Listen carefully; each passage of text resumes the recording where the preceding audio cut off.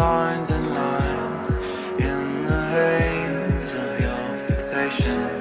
We all crave for you, we all crave, and you can kill the wildest thing. When you murder, it's a sin.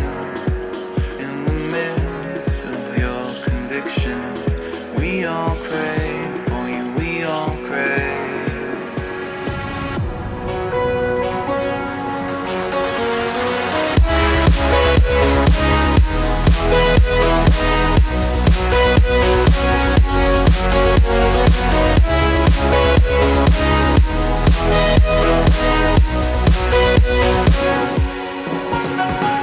Just a little time. No, your addiction's not a crime. It's just a smaller part of who you want to become in the end.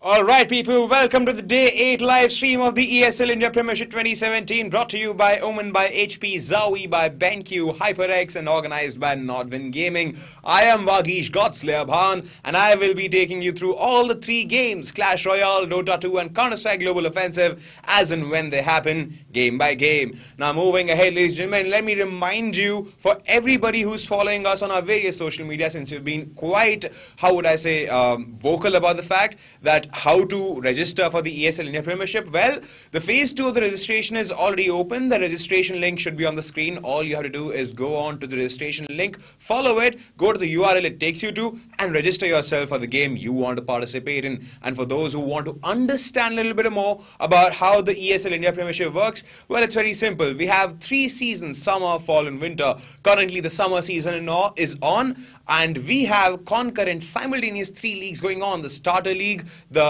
Challenger League and the Masters League. So the registrations are for the Starter League, whereas in the Masters League we showcase to you, we stream to you the best of the teams with the best of the matches. And also in the Challenger League we move along with the promotion relegation system, wherein everybody who wins gets certain amount of points and they get either promoted or relegated. You can take inference from the EPL system of promotion relegation. Pretty much that's how it works. So 3 leagues: Starter, Challenger, Masters. You register for the Starter League and work your way up so that you can become a master and take part in that league later on. And trust me, this is one of the best moments to be in the gaming scene in India. So moving on, ladies and gentlemen, this is the day 8 of the ESL India Premiership 2017, and we have the first game streaming for you now. So the first game is between two very interesting people. Prashant Pandey goes by the nickname PP. Now, he hails from Bangalore, and apparently he's on the lookout to beat whoever comes his way as his opponent, because last we heard he was global rank 19 in the Clash Royale leaderboard. Facing him off will be Haseeb Nazir. Haseeb, who has currently been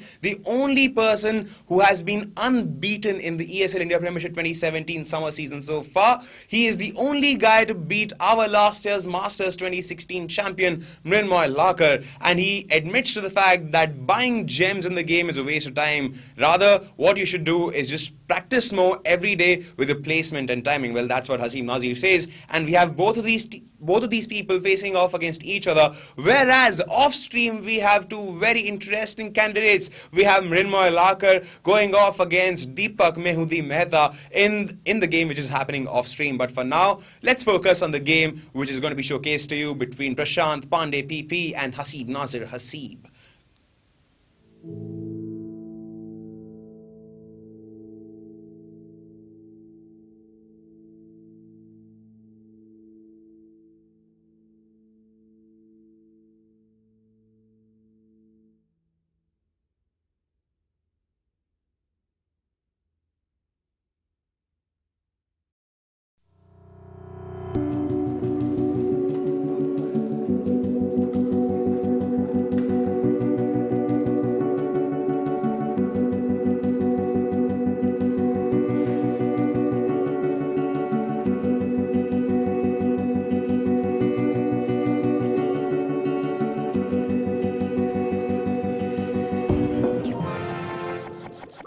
So, ladies and gentlemen, welcome back to the daily stream of the ESL India Premiership summer season. I am Manoj Supergola, and with me is Anirudh Chess Sethi. Hey guys, it's my first time casting, so if you have any constructive feedback, please leave it in the comments. Or just write nice things about us. We like those too. that works. So I hope you guys are ready for some more Clash Royale action. And before we get into the game, I just want to mention that today is the first day that we're actually shifting into a best of 5 format. We were playing a best of 3 format until yesterday. Oh, wow. But we just love the action so much that we're just extending it. Let's have at least 3 games, have some more fun. And having said that, I guess we need to talk about the Hog Rider that just destroyed the tower on the left. So Haseeb is playing a Golem beatdown deck. So this kind of deck is not that big a deal to take early damage. You basically trade it off to get an disadvantage. Okay. So he did try to play pump earlier, which got instantly dropped it down, as you guys saw. So now the point of this deck is just you have to build up big Golem pushes and just eventually push your enemy down to one big push. And so he did take a lot of damage as a good Hog Rider, but it's not the end of the world. Come back. So I guess the Elixir Collector in his deck is there to build up the Golem. Yeah, so the point is you usually want to get 1 or 2 pumps down and then build up big pushes in overtime. Sorry, double Elixir. So that's usually the goal. As you can see, Prashant's playing a Hog Spellbait deck, which is very typically seen on Grand Challenges in Ladder. Okay. So this kind of deck is usually it's much stronger early game, as you can see. So he just has to keep pressuring. Is this normal for Golem decks though, like losing a tower in the? So he's been pretty aggressive. Like he's already dropped 2 Golems for the 2-minute mark, which is very aggressive. Okay. So. And as you can see, it hasn't worked too well, but he does have a pump down. So now he can't build up big pushes. So now he's going to double Elixir, so he has a pretty big lead now going in. So I guess I've seen these Golem pushes games happen, right? But most of them end the same way. The person that's playing the Golem deck, finds some way to put 2 Golems down on the map at the same time. So usually what's going to be key here is how big a lightning, like how much lightning value you can get. So right now he's probably going to get the Inferno, and he's waiting for him to drop something. He didn't let him drop anything. Good play, so you can see how well he defends it now. So now you can see he's just going to get overwhelmed by the attack. Usually will trade back. Oh, the Golem does do damage to the tower when it exports too, right? As well, yeah. As well as the Golemites, but that damage is little sneaky. Prashant's just going all in now. Just pulling all the stops. I think that's the longest time a princess has been alive. That was some, yeah. That's and as soon as they said that, the caster curse, right? That's right. Okay, so I've just been scolded by my production head and told to be louder. So We're gonna scream. We're gonna sit really close to the bike, and then we're gonna scream even more. So Haseeb is going for another big golem push. Hog barrel comes in, but it's well defended by Haseeb there. So that electro visit will just that destroying that Inferno Tower, but his golem will pop. That's biggest, okay. The 2 mini golems are good. There's a lot of stuff coming to Prashant's tower. Right? Okay, I really don't agree with dropping the Inferno Tower. Oh no, the electro wizard is still alive, right? He kind of panicked. I mean, he had to drop something in that situation because he had nothing to see in cycle to defend the. True. He went all out and it just didn't work out. So it looks like the first match in this best of 5 series is won by Haseeb. And while we're waiting for the players to sort of ready up, change any cards in their deck or prepare for the next match, I'd just like to take this opportunity to thank our title sponsor, which is Omen by HP, as well as our buddies in the tournament, which is Zoe by BenQ and HyperX. And this has been all brought to you by Nodwin Gaming. So follow us on social media, follow us on YouTube. We have a YouTube channel, we have social media channels. So please do follow us. And looks like the players are ready for the next match. I wonder if Prashant will stick with his deck in this game going forward. Because it works so well. I think he will switch to some, I would say more like minor kind of deck. But the thing is, so far I've observed, right, in the Masters League, right, most players, I'd say at least 75% of the players, I'd see them not changing even a single card. Oh, really? In an entire best of 3 series. That's very surprising because each archetype, they interact very differently towards each other. Like you can't just play one deck and expect to win every single game. You have to make usually some kind of tweak. I mean, you can like play, for example, Golem Beatdown throughout, but you do have to usually tweak at least a few things. But this is a tried and true deck. It's a very successful ladder deck. But you'd see a lot of games. Wouldn't you expect your see, this is the Masters League, right? Obviously, these guys are good. Wouldn't you expect your opponent to at least change his card to counter your really successful? Yeah. So I mean, the mind game's there, right? You can't know. He may also expect you to expect him to change it. So then you, yeah. Okay. So it looks like the second game has started. Oh god, big Goblin Barrel rocket opening there. So similar deck. It looks like they're playing the exact same decks actually. I told you so. I mean, it's not that these decks, it's not that Prashant is on a disadvantage playing against Golem Beatdown. I mean, he does have the Inferno Tower. He can cycle fast to another Inferno Tower. But we'll see how this one goes. Again, I don't think he's going to change this one. Look at that. This seems to be the exact same deck from both sides. Might be one card different from Prashant, but it looks highly unlikely at this point. And it looks like he was sitting on full elixir for a long time. Yeah, I really don't understand how they can waste so much time sitting on elixir. He was waiting for the right time to drop the golem, but as he dropped it, but he did defend his tower, yeah. And this is a really good question. He was in front, and that's not a good thing. He'll just die to the crown tower now. That's okay though, but that was a really advantageous push, right? It's all right. I mean, he has no elixir now to add to this push, and everything will just die to princess and crown towers.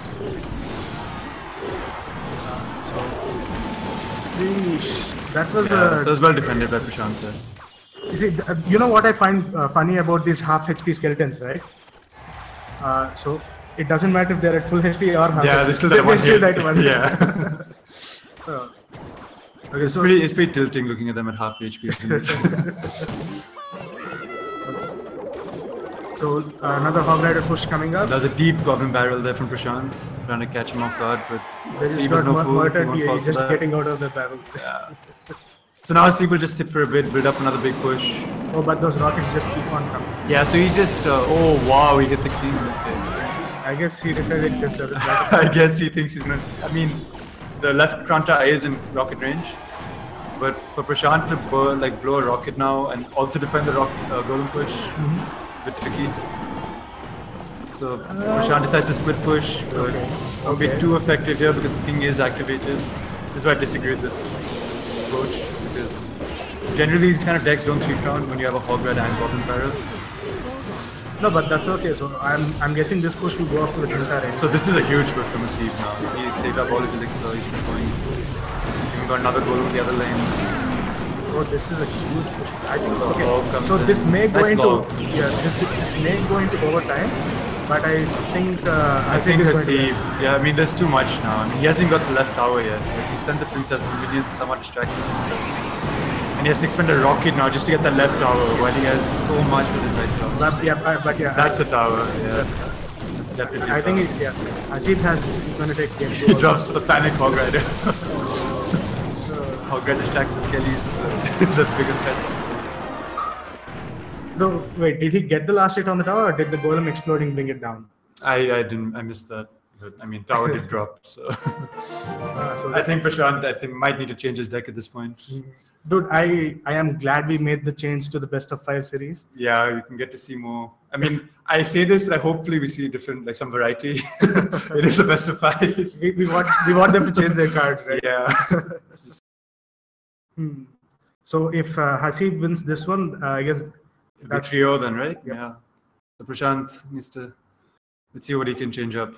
Let's hope for his sake as well as ours that we get to see some more entertaining Clash Royale. Like this much fun is rare to have, right? Yeah. That was a very strange Crown Tower, King Tower rocket though.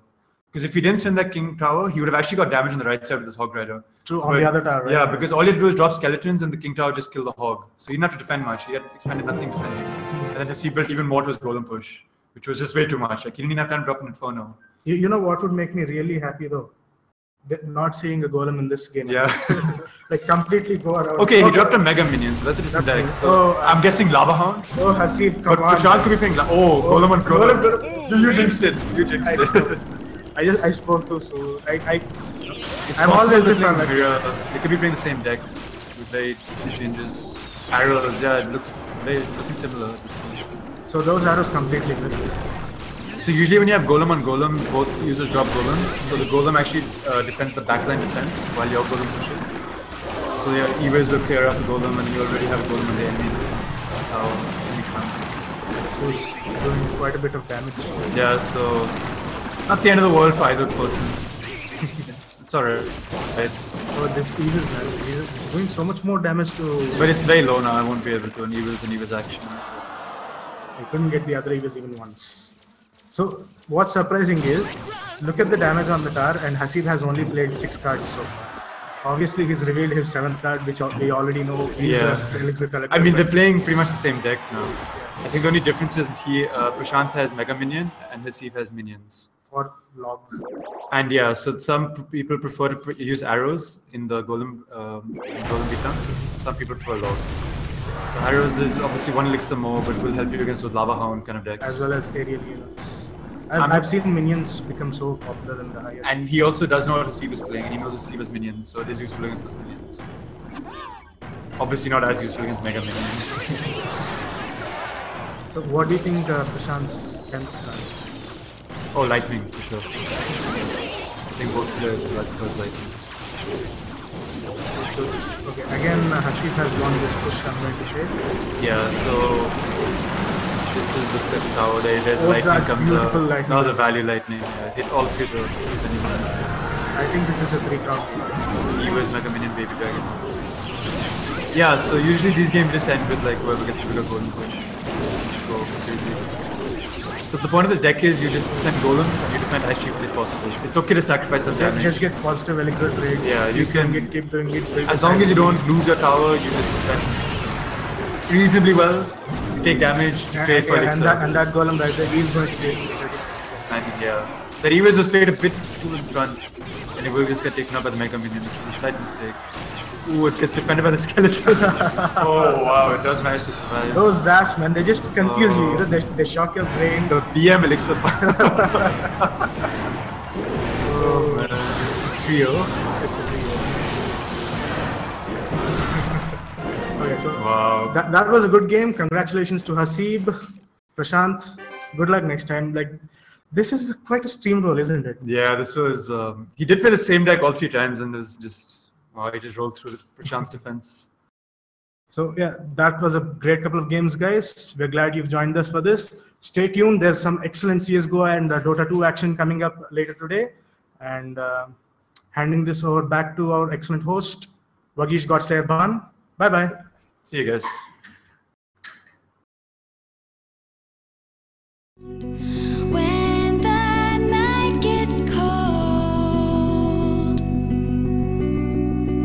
we won't be alone.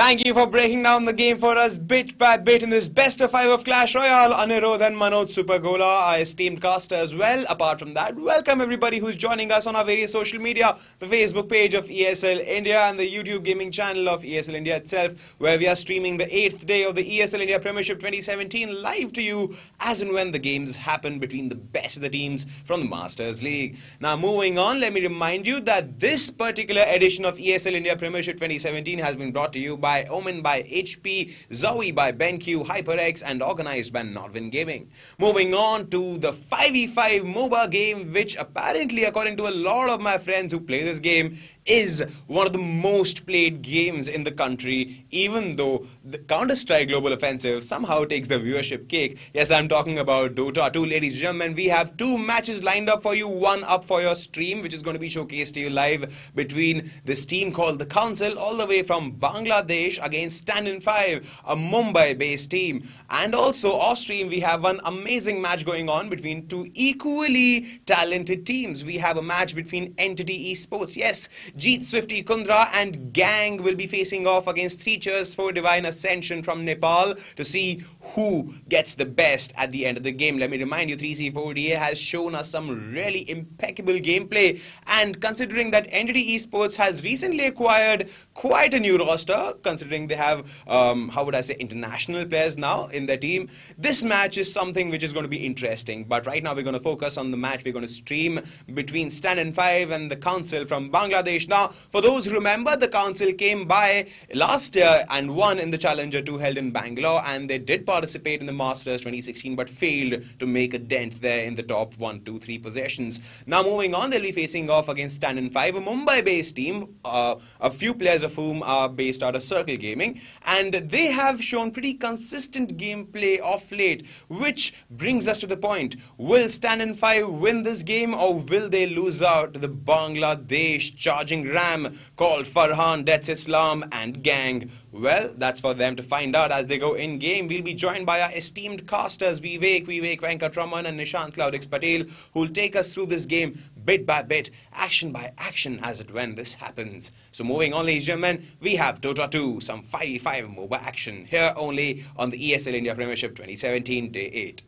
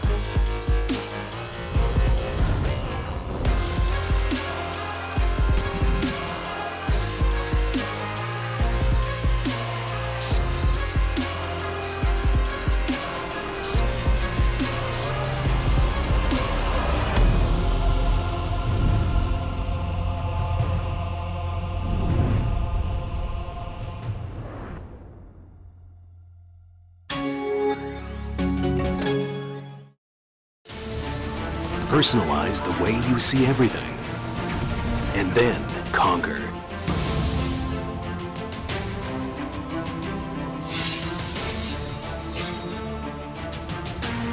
Exclusive Black Equalizer brightens dark scenes without overexposing bright areas. Use the S-switch to quickly access the setting and switch between save modes. Adjust the angle effortlessly for maximum comfort.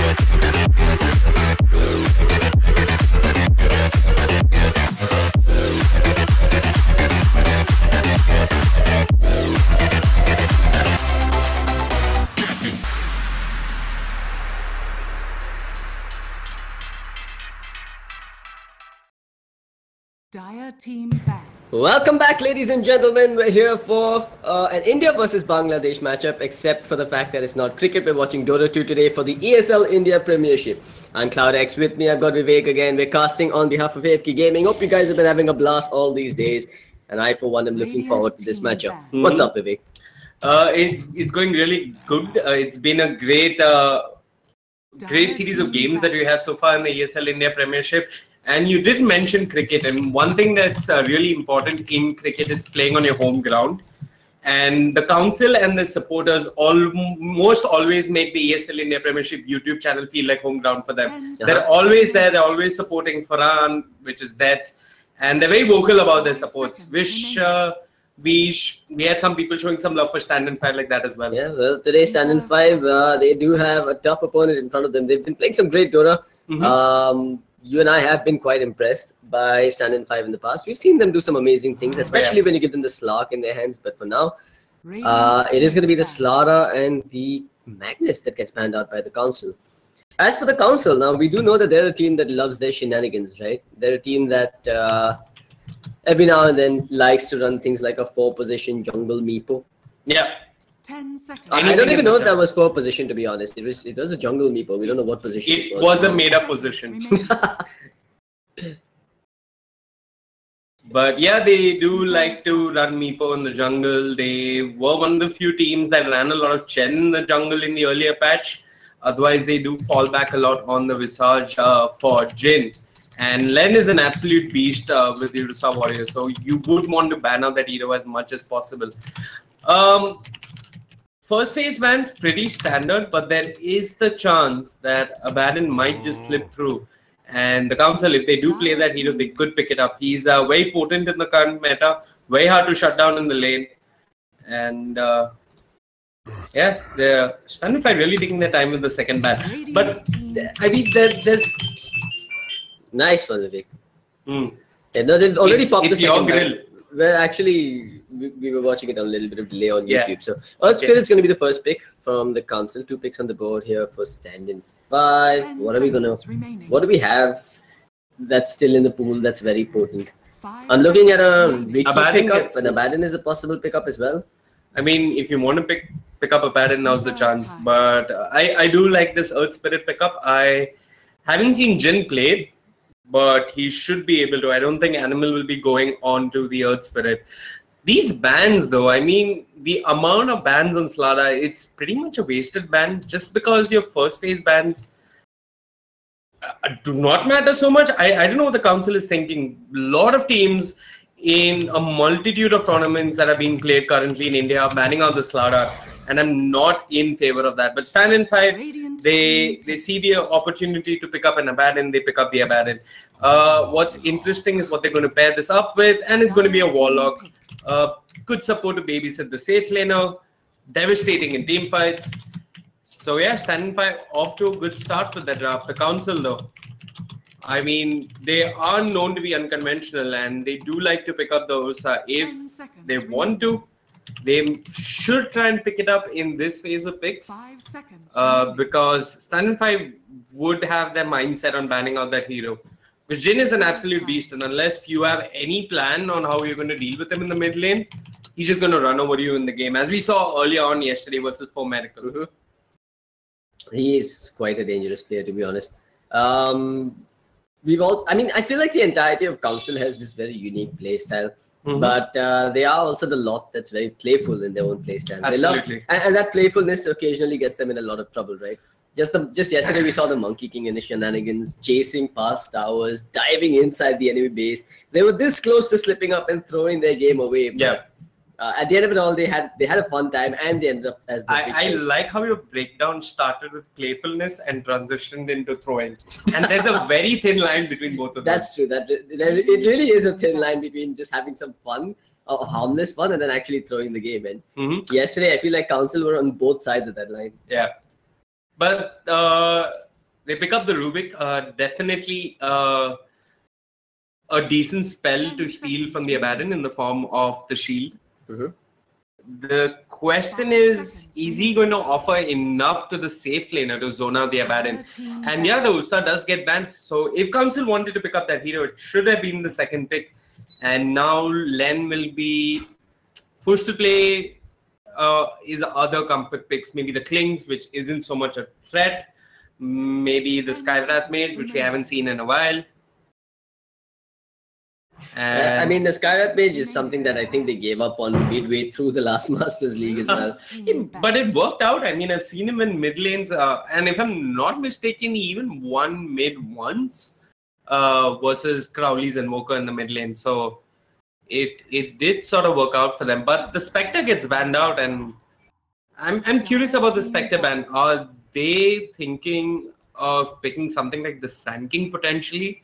Or maybe the Centaur, and they're afraid of a Spectre disrupting their initiation? Yeah, it is possible. 10 seconds remaining. Sorry about that, guys. Just had to mute the mic for a moment. But yeah, I don't think the Spectre ban is too indicative of something like a Sand King pickup, or maybe even, you know, one of those Centaur style initiation pickups. I just feel like Spectre is one of those that's really come to the forefront of the meta again. Badman, is probably time for him to get back onto the competitive circuit now that Spectre's hot stuff. Yeah, where is Badman? I haven't seen him in ages. He really seemed like one of those one-trick ponies, right? He disappeared after the Spectre. But that was Admiral Bulldog, and that was... Admiral Bulldog had his one trick... He was a two-trick pony. No, come on. His one trick was essentially the off-lane. Okay. So you put him on almost anything in the offlane and he did fine, right? There was a point where he started playing heroes like the Bounty Hunter, even the support roaming Bounty Hunter went over to Bulldog. So I don't think it's fair to call him a one-trick pony. But okay. this TA ban, it gives me the idea that Council want to run something really squishy in the mid lane, and I think Ogre is the perfect pickup coming out from Standin 5. Council probably trying to have space for something like a Skywrath Mage or a Klinks in the mid lane. Yeah, Skywrath. That's how I read the TA ban. I still don't see the Skywrath coming out. No, it shouldn't be. I don't think this is the game, but you know Council, and they are playful. Yeah, but I like that they've picked up the standard support duo. They've gone with the Earth Spirit and the Rubik as their opening picks. What I don't think something I'm not too comfortable with is picking up both your supports right from the get-go. Because now, in this case, because Standin 5 first picked their Abaddon as the offlaner, it kind of makes sense. But the Council, knowing that the Abaddon is their offlaner, they've chosen to go in with an Earth Spirit and a Rubik. Those two, in my opinion, are still not enough to deal with the Abaddon. They're going to need a core that can do some serious damage right from the get-go. I'd have liked something like the Ursa. Unfortunately, he's been banned. The Slark is another hero that comes to mind that might be really good versus the Abaddon. We spoke about this in the last game as well. Essence Shift, really good versus heroes that have that effective HP coming on with a layer of survivability, right? Like the Euphoric Shield. You throw it on yourself, you take a few hits from the Essence Shift, you still end up losing your stats, even though you may not be taking as much damage. The moment your Euphoric Shield blows, you've got lower effective HP, and it gets significantly easier to kill you off. Shadow Fiend will be the fourth pick coming out from Standin 5. This is some good synergy coming out with the Ogre Magi's Bloodlust, not to mention Ogre's rotations could prove devastating for that Ember Spirit. I think this is a matchup where Council might come out on top. Reserve time. I have a feeling that the Ember, we're going to be seeing a fair bit of solo killing in the mid lane. And it's all going to boil down to how much the Ogre shuts down the Ember Spirit earlier on. I mean, he can soak up a lot of the rage damage, and you're just looking through that. I'm just looking at the numbers right there, right? Because so essentially, if they keep pace at level 2, one Shadow Race does 175 damage, and the Flame Guard absorbs 200. So you need 2 Shadow Races at level 2 to actually take down the Flame Guard and do some damage over and above it. But how difficult is it for a Shadow Fiend to connect 2 Shadow Races on a melee hero in the lane, right? So if the Ember decides to turn on the Flame Guard and come running at the SF, I'm fairly confident the SF will connect with 2 Shadow Races, and then the Searing Chains aren't going to be enough to score a kill, especially considering the SF has a significantly higher amount of base damage on account of Necromastery, and Ember's armor isn't really something to write home about. 10 seconds remaining. We have a Troll Warlord coming out as the fourth pickup. I'm not a fan of this hero. I mean, even the best teams pick him, but I haven't seen the best teams have crazy success with him either. What is it? I mean, Battle Trance is a good all-round buff. I think Troll to push. So Troll is fairly underrated, right? He's mobile. He's fairly good at pushing towers. He's great at augmenting the team's overall damage output with the Battle Trance. And of course, it's not the most reliable form of lockdown, but it is some form of lockdown with the bash coming in. But in this particular case, I'm not a fan because I don't think there's too much synergy with the Ember Spirit and the Troll. You want to have cores that really synergize well. An LC pickup as the last pick might just round out the draft quite well here for the Council. Because then I definitely see the synergy. LC with the duel, on top of it you have a Troll with the Battle Trance, and then it makes sense. Let's see if they go with the LC. It's surprising that LC's actually made it all the way to the last pick here, by the way. This is rare in the ESL India Premiership.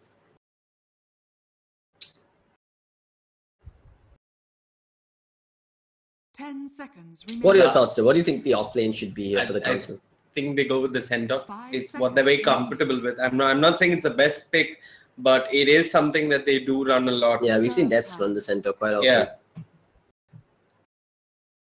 What else is in the pool? I mean, LC is a great choice here. Should be fine in his offlane. I mean, I do not think the Warlock can push him out of the lane.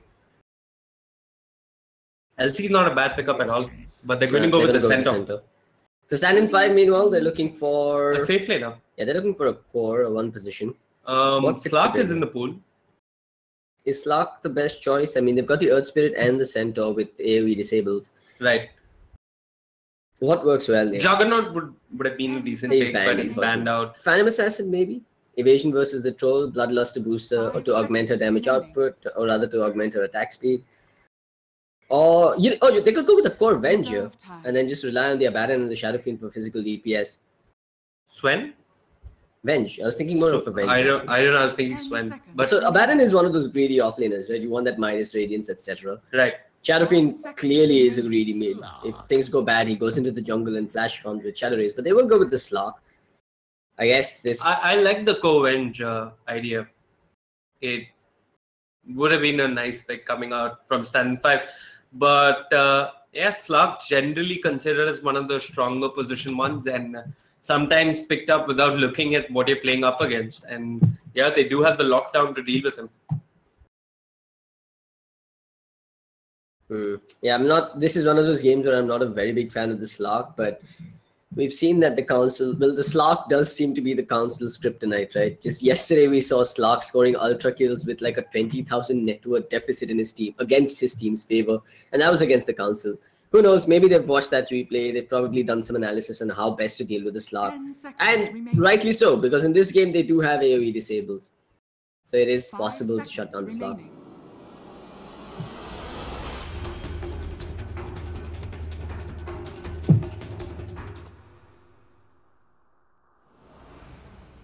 All right, ladies and gents, as we jump into this game, let's start off with a quick introduction on both sides. Standin 5 will be running on the Radiant side of the map here.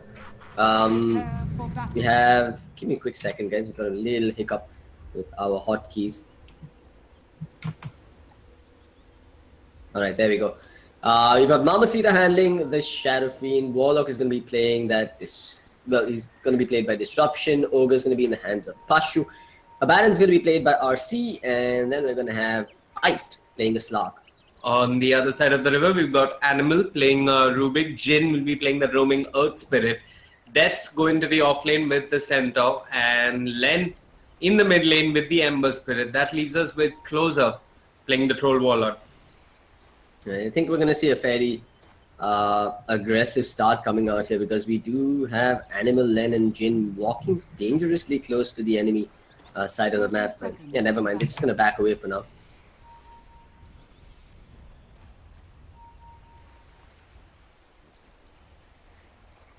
Your thoughts, man? Who do you think takes this late game, early game? How do you see this game playing out?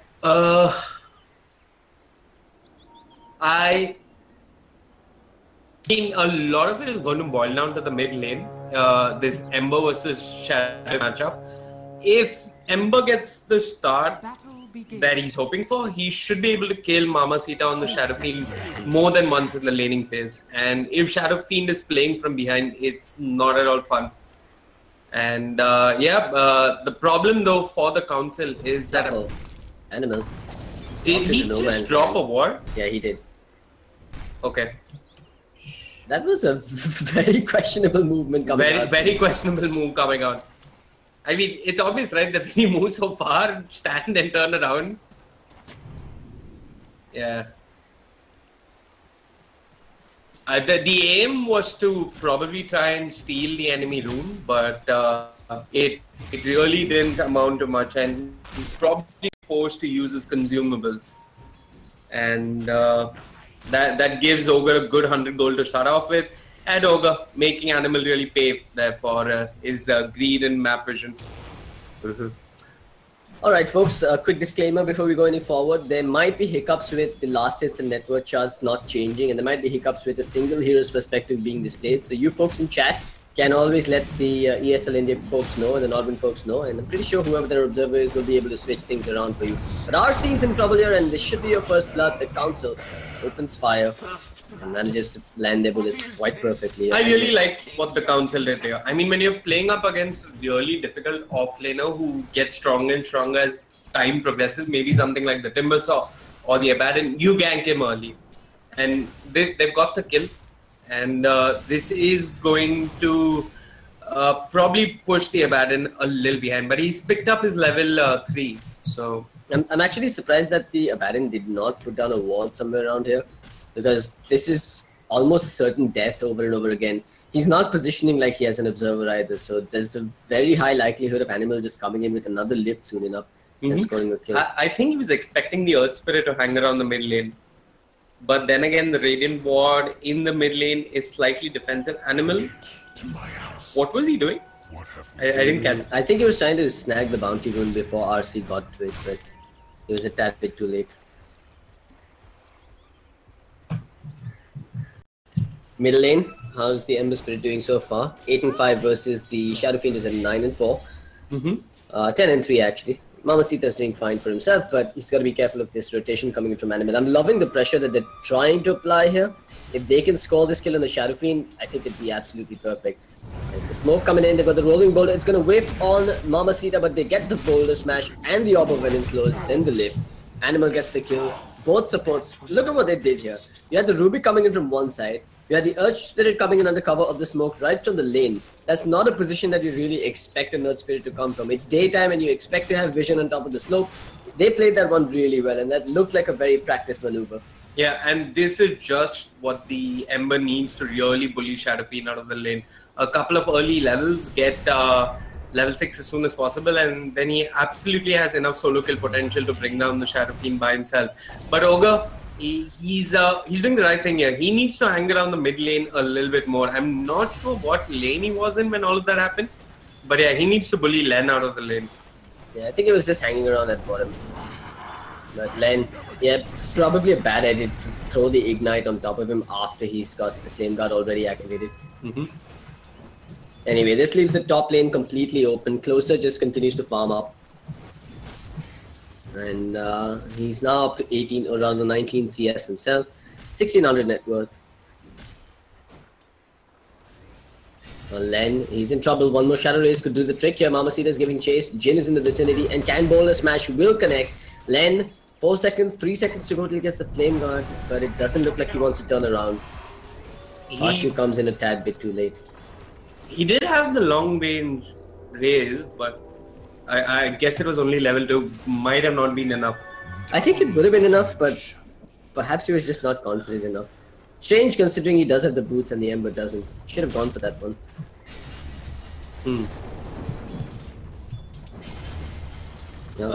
Again, Shadow Raze is being committed. He tries to take down the Flame Guard but can't quite finish the job. They're gonna get that boulder smash while Jin gets hit with the Ignite. Animal TPs in, lifts up the Ogre, throws him back. Steering chains are available, but look at the discipline coming out from TC. They know that the Ogre's too hard of a nut to crack. There's always the fear that the Shadow Fiend is going to connect multiple raises on multiple heroes. They just back away, despite knowing how much they've committed to this. It's impressive what they're doing here. Yeah, they didn't have Flame Guard to work with. It just timed out in the middle of that engagement. So they really didn't have enough damage. Closer. RC making a good decision as well. He knows that he can now bully out Closer, considering that his supports are not around. And he's starting to assert his dominance here. He's the alpha dog here. Good stuff coming up from the Abaddon. Sees that the supports are missing, immediately applies pressure on the safe lane. And what's really working out for Standin 5 in the middle of all this is that Slark is getting uncontested farm, purely uncontested. A good 300 gold ahead of the Troll Warlord. And how's the Centaur looking? The Centaur sitting at 6 CS, so we aren't going to see a blink anytime soon. And if Standin 5 just group up early on, maybe... RC, he's been slowed by the Orb of Venom. The boulder smash connects. They will lift, they will throw him behind, but Closer is not entering the field. How do you dodge a rolling boulder from that proximity? He's gone back for Jin, but he's got no mana to work with. He pops his Fairy Fire and ends up dropping anyway. That was... man, that was questionable. He pretty much survived. He should have run away. Okay. He's got another raise. Oh, he connects, but he can't score the kill. Len, he's now going to pick up that illusion rune. No, he decides to go against it. That would have almost certainly been his death. In fact, he dies anyway. 2 down on the side of the council. Even the Earth Spirit ended up going down at the top lane. Pashu was the one to score that kill on his Ogre Magi, and then the Shadow Fiend scores one on the Ember Spirit. And all of a sudden, Standin 5, they're back in this game. We have a couple of new viewers on stream, and for those of you curious to know, this is the ESL India Premiership. We've got Standin 5 from India facing off versus the Council from Bangladesh, who had their first win in the tournament yesterday versus 4 Miracle. Some really good Dota coming out from them earlier on yesterday. Can they repeat their success though? Yeah. I mean, at the same, these are both very promising teams. I think Standin 5 are the less experienced team in this situation, but they are the upcoming squad that have shown some real prowess. Who were they playing against? I do not remember. I wasn't casting that game, but I remember the PA that they played. Yeah, I think it was 3C4DA that they were playing. You're talking about the Invoker PA game, right? Where PA had alacrity. But I mean, they're a team that showed a lot of promise of late. The Council has had some land exposure as well. This is the matchup between, I'd say, two evenly skilled teams, and the best team today succeed. It is a best of one. Ice is going to jump in on deaths. It should be going down here. There's fatal balls on neutrals. That's as nasty as it gets for a strength hero in the lane. Meanwhile, at mid, they've got the rolling boulder on Mamacita. The flame guard has been committed as well. Mamacita is just barely getting on out of here. Len is giving chase, but he gets the kill anyway. Is there a fire blast? No, there isn't. And Len, courtesy that kill, has hit level 6 and jumped away to his remnant. Yeah, 2 points in Ignite. I guess that makes sense when you're going to sit around the mid lane and bully the enemy mid laner. But I'm not sure what Ogre's been doing with his rotations. I mean, he's not there at the right place at the right time.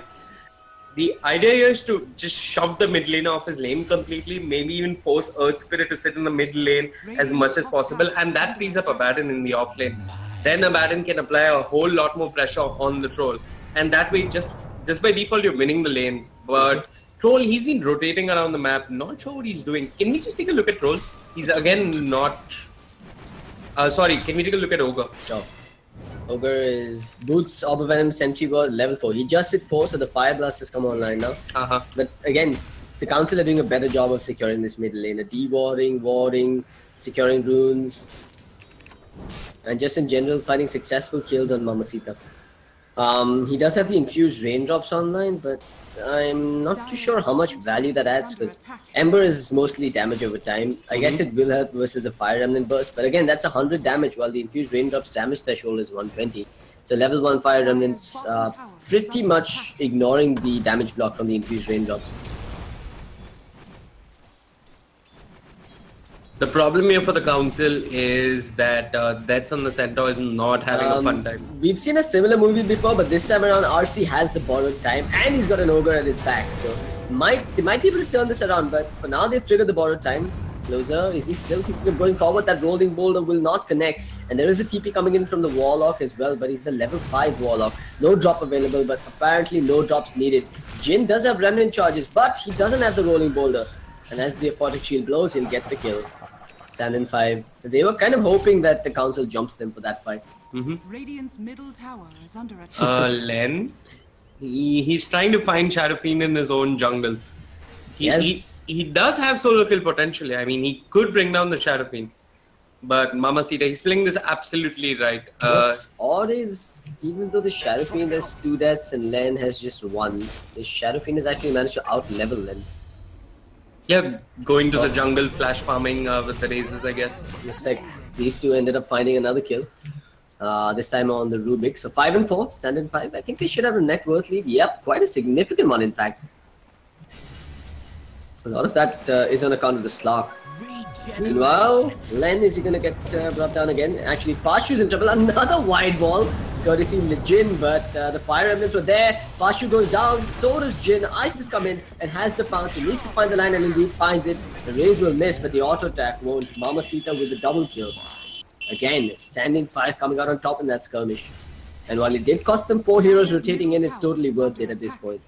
Yeah, it's worth it. And Standin 5 should realize that they have the better early to mid-game lineup. I mean, with the Centaur lagging so far behind, if they probably just group up and push down mid, I'm not sure how the Council defend. I mean, the Centaur can come to the fight, but is it going to be enough? I think... Fatal Bonds... No, I disagree. I actually think this is one of those games where Standin 5's got to play reactive Dota. You think they've got to bait? Yeah, they've got to bait, essentially. They've got to bait out initiations from the Council, maybe a Stampede preemptively used to try and get that hoof stomp off without in the absence of the blink dagger. Okay. And that's when heroes like the Warlock, the Abaddon can really shine and punish. Pashu, he's getting jumped upon here. Len will get stunned up. I don't really see how Len is going to score this kill. He is going to pop the Stampede, and now the Flame Guard is worn off, so there's nothing he can do. No real damage output coming from him. What? Jhin! Come on, man! Now we know how playful they can be, but that was just throw. Yeah. That was actually pretty hilarious to watch. They saw the rolling boulder being channeled up here. Shadowfield runs this way, Ogre runs this way, and Jhin gets in this way. Easiest kill of their lives. Len really not having the start he wants. He knows that the hero is powerful early on, but he's trying to get pickoffs on heroes that he cannot really bring down just by himself. The Ogre is not a kill for him. And Mamacita with Bloodlust should be able to take down this tower rather easily. I mean, Jin, he's rotating again. He's bought deaths to the mid lane as well. But yeah, don't think they're going to have much success. A little bit more pressure coming out from the Radiant. They just need to keep the wave pushed. And this could be an early tier 1 at the mid lane. RC, what's he building into? He's going for the Vlads into a medallion or solar crest. I mean, a medallion into a solar crest, I guess. Yeah, so he's skipping the Midas when I actually think the Midas would have been a good choice this game. You've got no qualms taking this game as late as you like. You're up against an Ember and a Troll as the cores on the other side. That Ember is going towards the magic damage heavy build.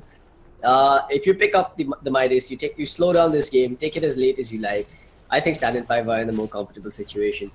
But with the Abaddon picking up early game items, it does seem like they want to fight earlier on. Perhaps we're going to see a tank heavy build on the Shadow Fiend. No, he's actually going for a Dragonlance into a Shadow Blade. I think this is a game where he just goes BKB instead. Yeah, he does need the BKB, and I think after the Shadow Blade, he'll probably start building into it.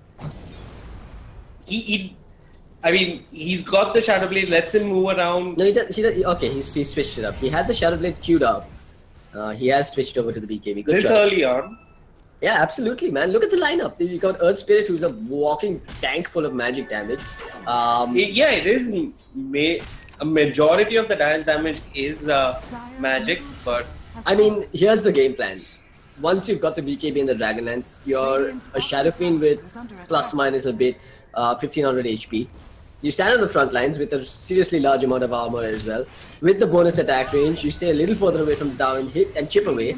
If they jump you hastily, you retaliate with an Abaddon Shield, a drop, and a Slark coming in with a DPS. Okay, so you think Standin 5 should just group up once Shadow Fiend picks up his BKB? There's no point in getting the Shadow Blade in front of these. Yeah, I agree with you, but yeah,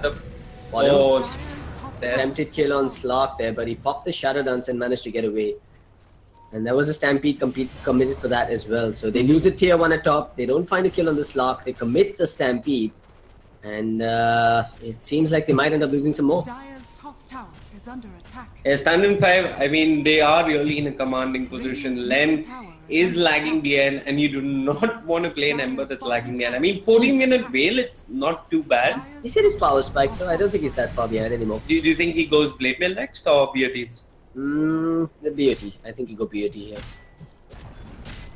The problem is Deaths is definitely behind on the center.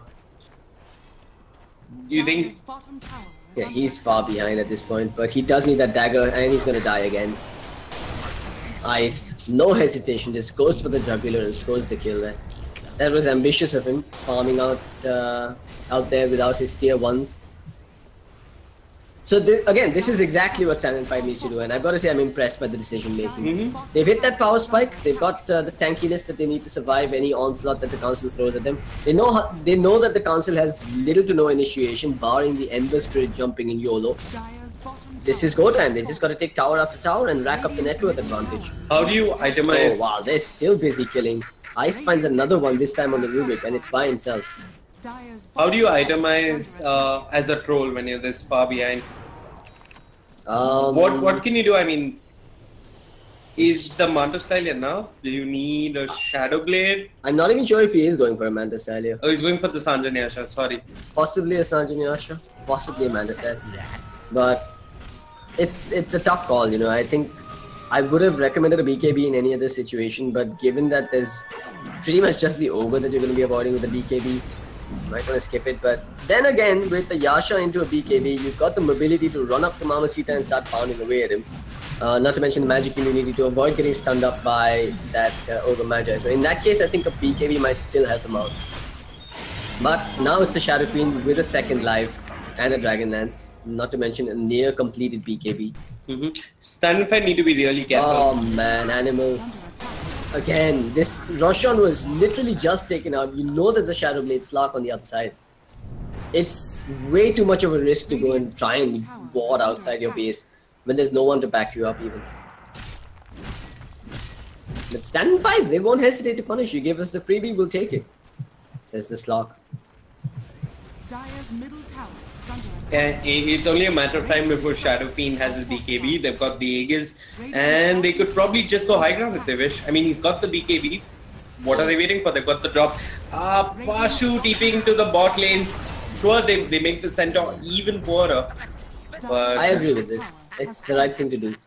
If they could have defended the tower, it would have been even better, of course. But they bring down the center again, thus delaying his blink dagger by a few more minutes. They get enough time for the courier to make that trip back from the bottom lane to base to bring out the BKB for the Shadow Fiend. Now, really, what they've got to do is keep the lanes pushed out and either hope to find another pick-off or just group up and take down a tower. Maybe the last remaining outer tower up top. Now, Len could be in trouble. He doesn't have a fire remnant placed down behind. He jumps back to one of his remnants, and Ice is going to continue the chase. Whips on the pounce. Starts off with the Dark Pact and then backs away. While the rest of his team whips up on top and starts pushing.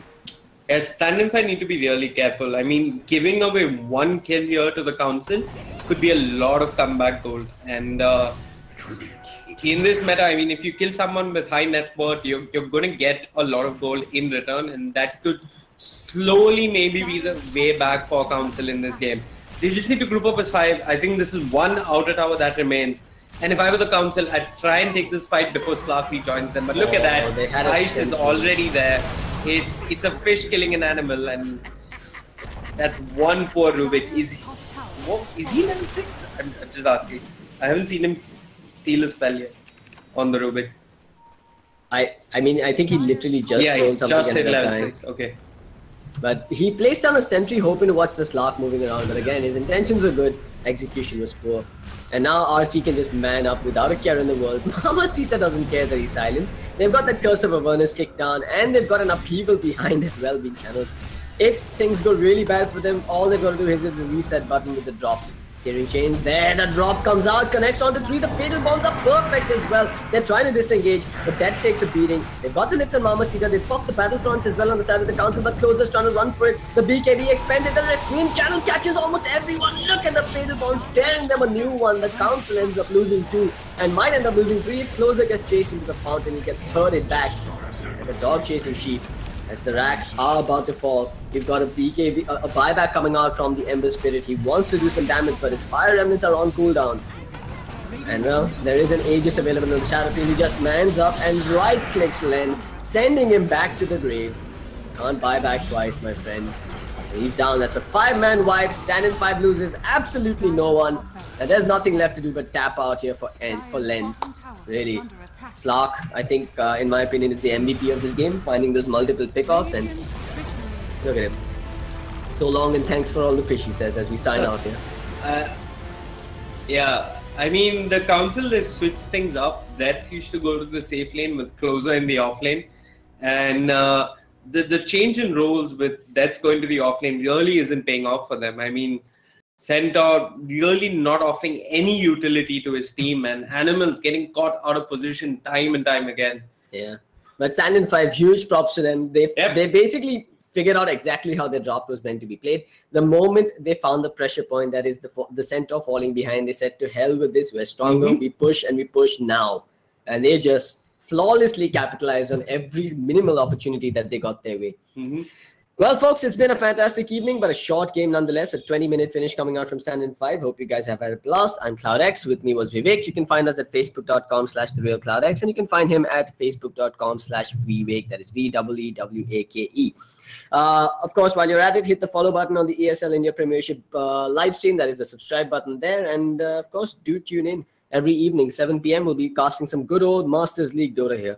See you guys tomorrow. Adios.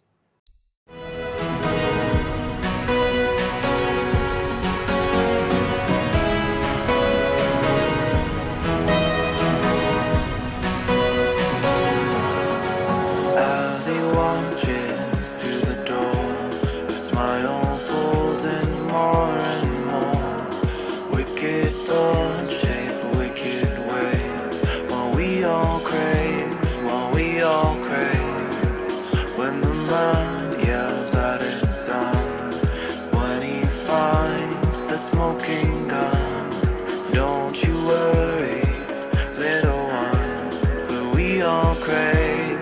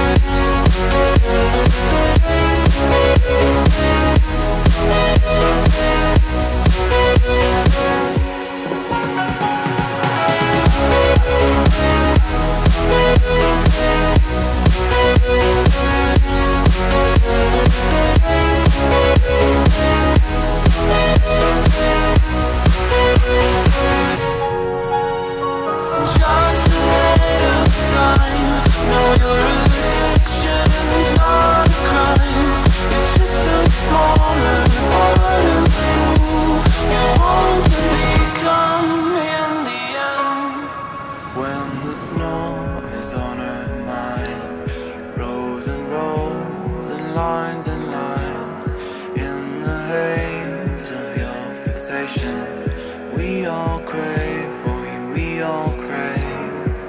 And you can get Alright, ladies and gentlemen, we are back with the ESL India Premiership 2017, Day 8 of the live stream. First of all, thank you Vivek, Venkatraman and Nishant Cloudix Patel for taking us through this wonderful game between Standin 5 and the Council from Bangladesh. Now, ladies and gentlemen, we just saw what transpired. Standin 5 ensures that they go down in the ESL India Premiership 2017's history as the team to beat this team from all the way from Bangladesh, the Council. Now let me remind you, the Council won in the Challenger 2. They were a part of the Masters 2016 where they came in third, and sadly after this game we now know that they did not win against Standin 5. 19-5 the final score in favor of Standin 5 happening, people.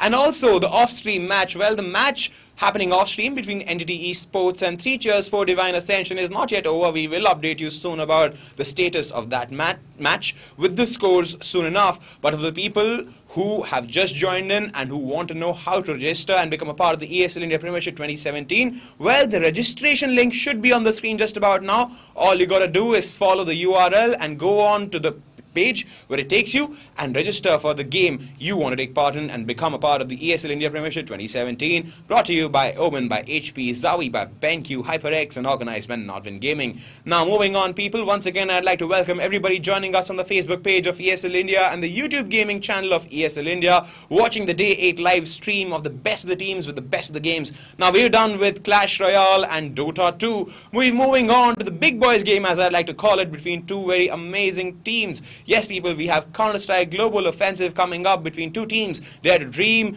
and Team Elements. Now, Team Elements is a team all the way from Cuttack, and they are yet to make that kind of a dent in the current standings of ESL India Premiership 2017. But they are determined, they have not lost their hope, and they have acquired quite recently 2 new players, which they hope will change the tide of the game for them. Whereas D2D, well, people, if you remember from the last game they faced off against Brutality, which did not go in their favor, they are of the mind that this time around nothing and absolutely nothing goes against the way they want the game to go. So guys, it is going to be Hellranger, Antidote and team versus this amazing team from Cuttack. So who's going to win? Who's going to lose? We're going to find out soon, as and when Archie and Blair take us through the game of Counter-Strike Global Offensive happening here on the Day 8 of ESL India Premiership 2017 live stream.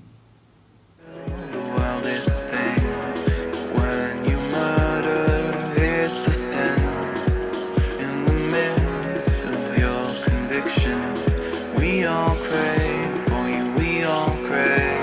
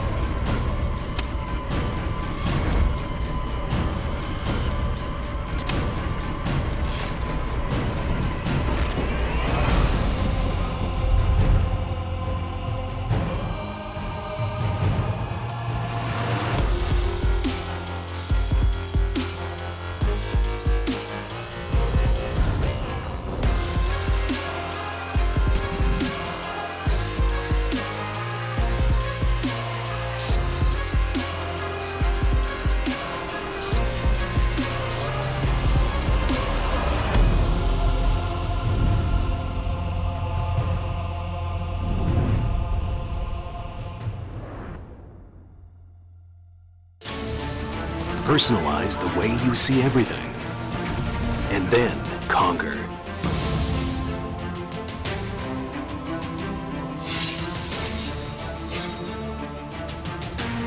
Exclusive Black Equalizer brightens dark scenes without overexposing bright areas.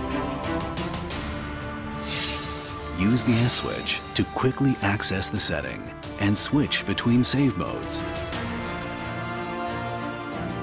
Adjust the angle effortlessly for maximum comfort.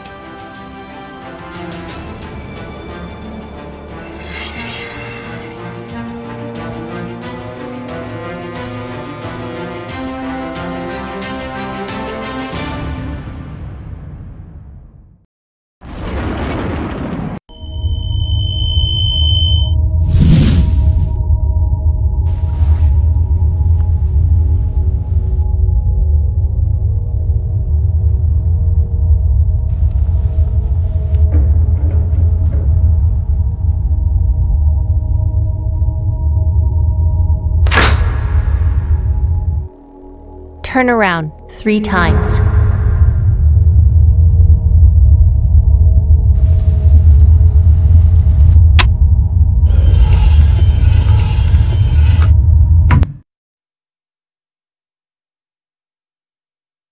Start shooting.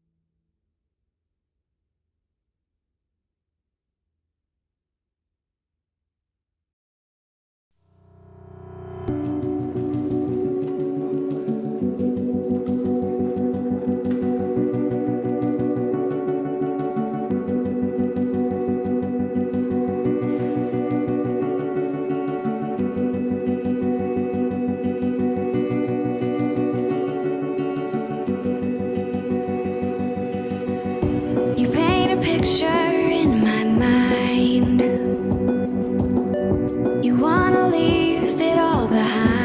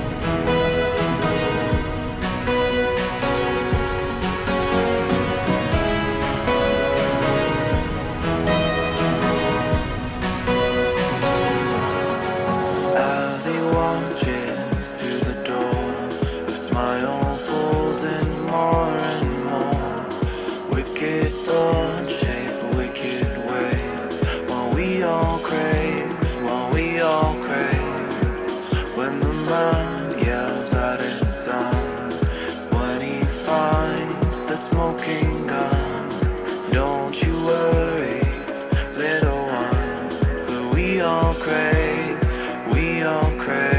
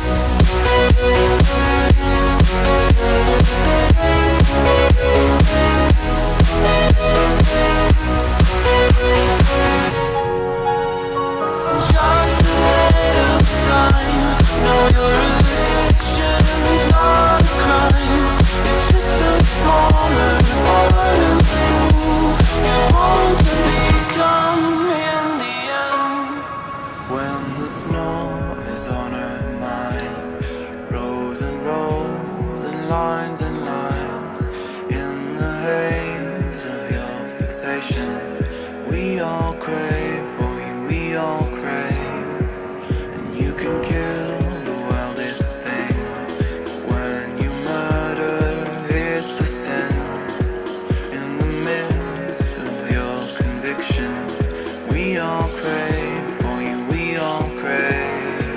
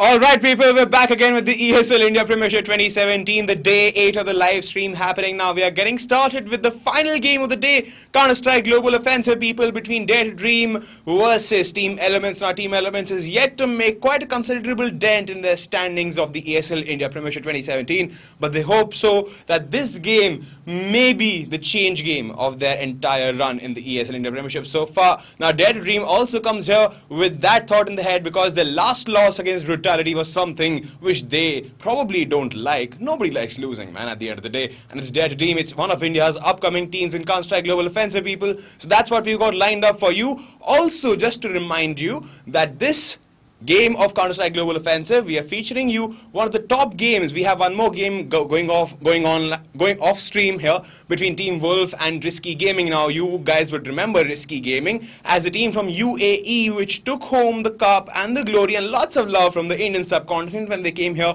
into 2016 Masters and won. Now apparently, they're going to be facing off against Team Wolf, which also features Mythilef right now, a new addition to their roster. So can Mythilef and team make that change after facing off against Risky Gaming, or will they not? Well, that's for them to figure out while the match happens simultaneously along with this match between these two teams, which I just mentioned, Dare to Dream and their opposition here. Now, this game is going to be casted by Archie Fett, and he's going to take you throughout the game as and when the action happens wherever on the map. So people, this is the ESL India Premiership 2017 Day 8 live stream, people.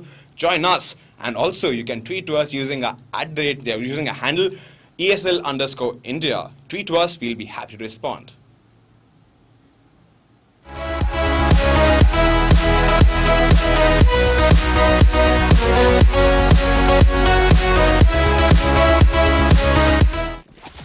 Alright, ladies and gentlemen, we're going to step into the game between Dare to Dream and Elements.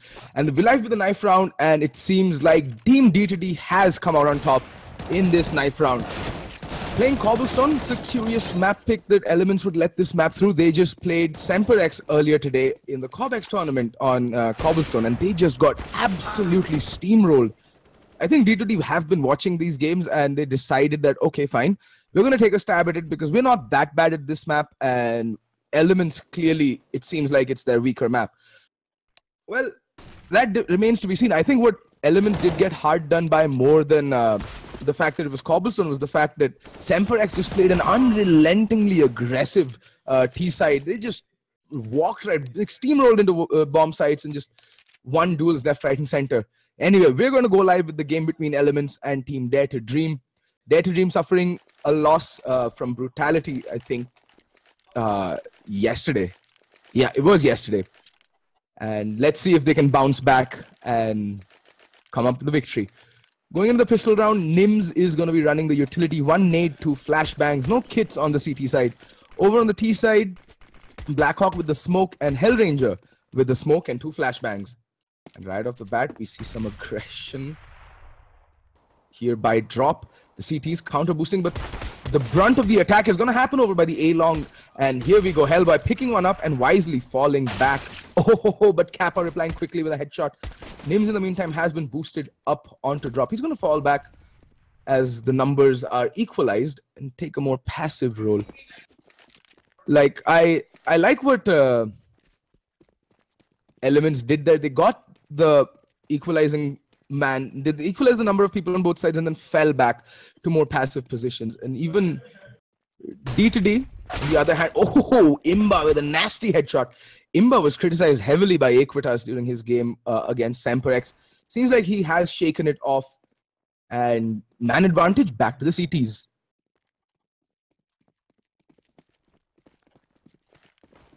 Oh, and the B line out onto B long. Antidote finding the headshot onto Bunty. Hasn't taken any damage, and yep, it's going to be a straight up 3v3 retake situation. But this flank coming in from Imba, Hellranger's not watching this. This might just, oh, Shabby does watch it, but he's just unnecessarily dying there. Shabby with the Tech 9, just steamrolling through names and finding Imba as well. Leaving it all down to Legendary Killer. There's 25 seconds left on the clock. Oh, what a shot onto Shabby though. Brings it down to a 1v1. Both almost equal HP. 1 headshot either way will be enough to see off the round, and Hellranger finding that crucial headshot and clinching the pistol round for Dare to Dream.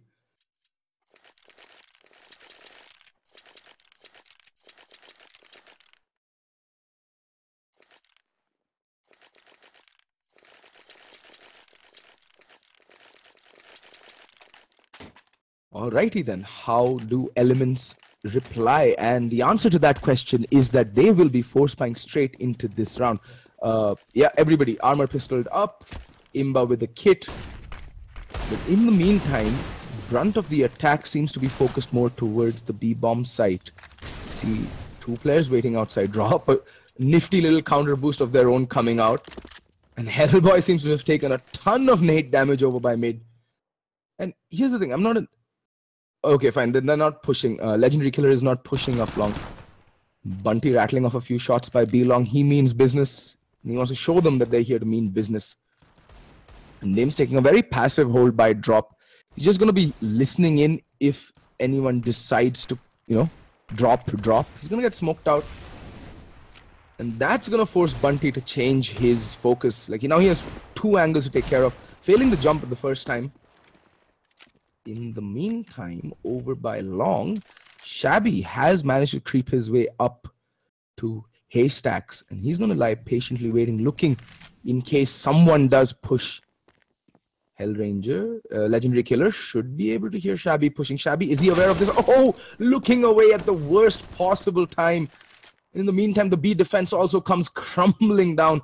This two-pronged attack catching Elements just completely off guard, leaving Nims all alone with a 5-7 armor and a dream. Antidote does fall, but then it's just an SMG that gets lost. Nothing, no harm, no foul. A very good anti-eco coming out from D to D.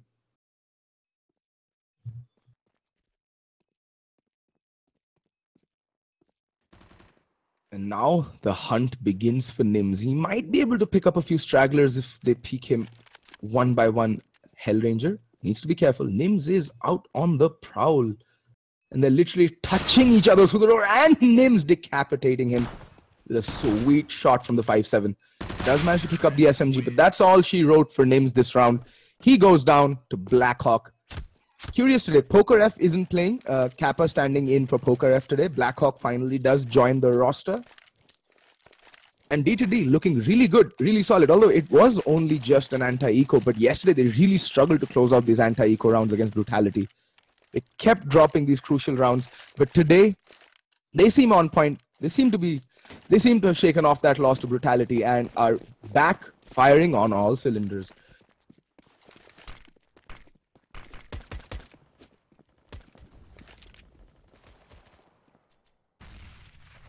Oh, look at this. Look at this Antidote just crab walking out of Maiden. This is a very good read coming out from Hell right here.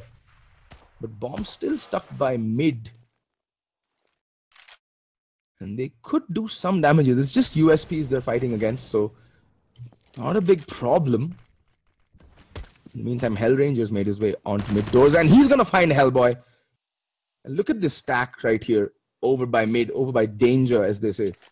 Really living up to the name, Danger. And Shabby needs to be careful. He's flirting with that. Finds one. Finds to the spray down of Dreams. Sprays away, but unfortunately not able to land the final deciding shot onto Lady Killer, who's, well, really tagged up. Finally, Shabby sees off the round, takes quite a bit of damage, and so does Antidote, but then doesn't drop the rifle. 4 players kept alive. That's what the doctor ordered for D2D. Now finally, we'll be going into our first gun round. Still fairly light on the utility there, Elements, and that's primarily because of the fact that they force bought into the second round. That's what happens when you force buy on the CT side after losing the pistol.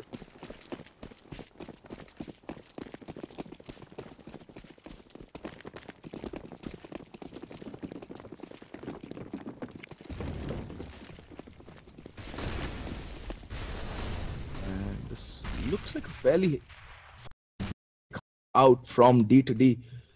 And Imba, Bunty opening things up with the kill onto Hellranger, and that Molotov not doing anything to deter Imba from playing this position. And Statue, he decapitates Shabby. Kappa falls to Bunty, and there we go. All of a sudden, it's down to a 2v4. In the meantime, Legendary Killer is playing by Rock, and he knows that Blackhawk is by Drop, and managing to get the kill onto Bunty, but Blackhawk now Antidote all alone in a 1v3. He needs to pull some magic out of the bag.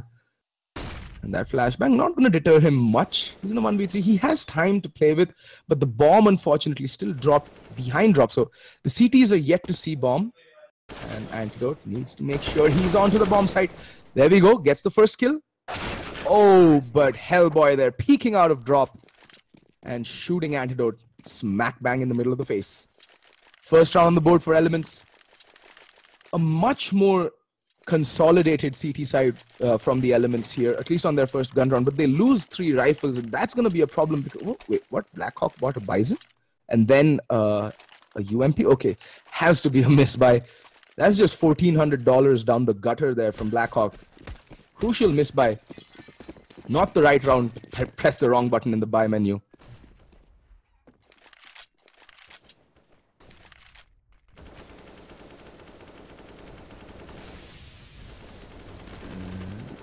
Oh, okay. Blackhawk finally getting the drop onto Nims. Just a UMP to play with. Blackhawk needs to be careful. He's getting flanked by Hellboy. And he's going to get taken down by Hellboy, who quickly switches out for the M4. Man advantage restored, 4v4. Back to even footing.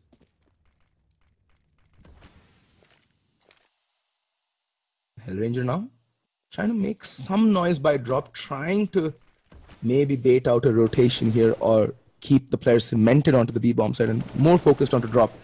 As we see right now, Hellboy is looking on to drop, and so is Imba. And that is the right call. And we see Bunty sneaking his way into drop. There's 3 players marking drop right now. Bunty does not need to aggress in. There's absolutely no need. He has the cover. Now Hellboy switching his attentions over to B long.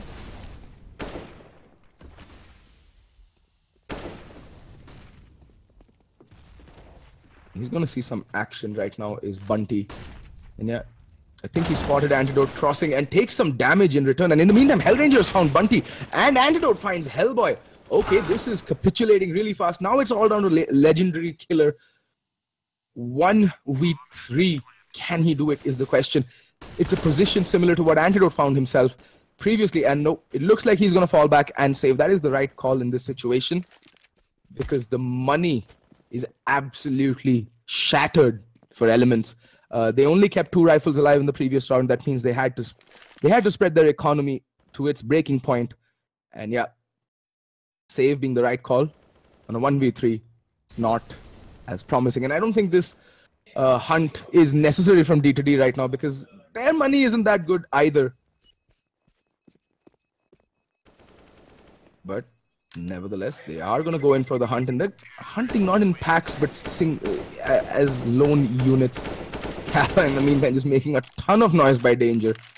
Just announcing his presence and arrival to the world.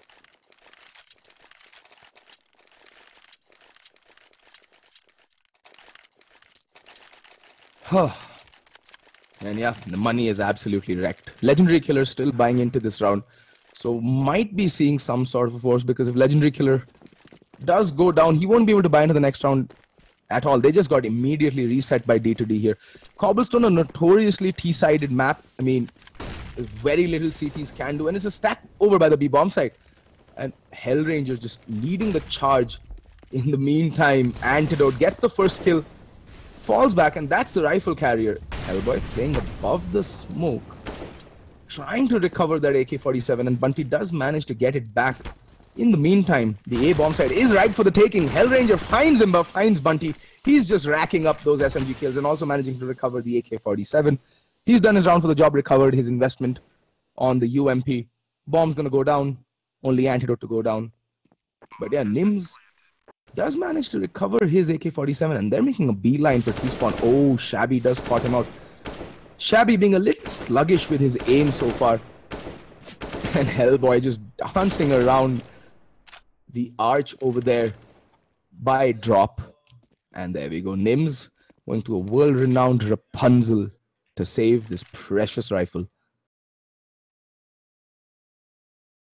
And this rifle save becomes all the more crucial because Legendary Killer can't buy into the next round.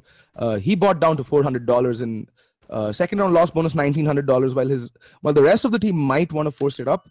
Legendary Killer will not be able to buy even a scrap unless he goes for the armor pistol. So this saved rifle can come in really handy going into the next round. But ideally, they should save this round as well. There's the lead isn't as insurmountable as it could be in case they do force into this round. Yeah, it looks like they're going to be saving this round as well. That's the right call, considering the state of the economy at the moment.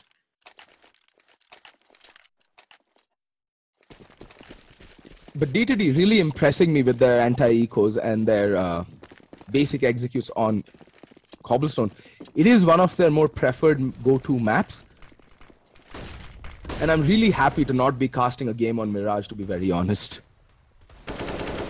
Hellranger just testing the waters here by Broken Wall. He's going to Molotov off a common position where those pesky pistols play from.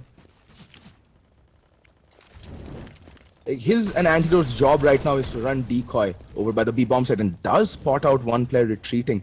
That would be Imba. Hell needs to be careful. Oh.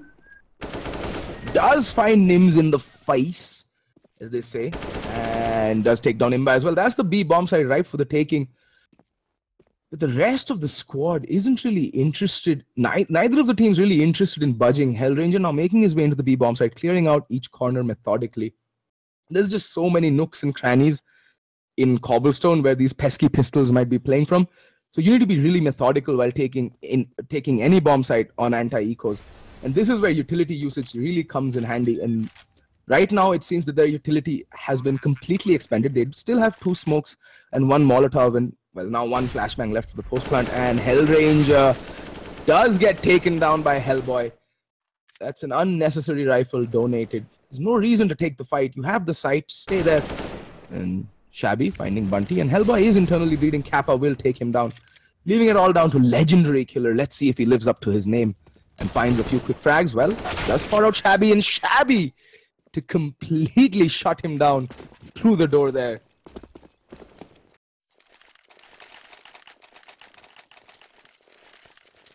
Wow.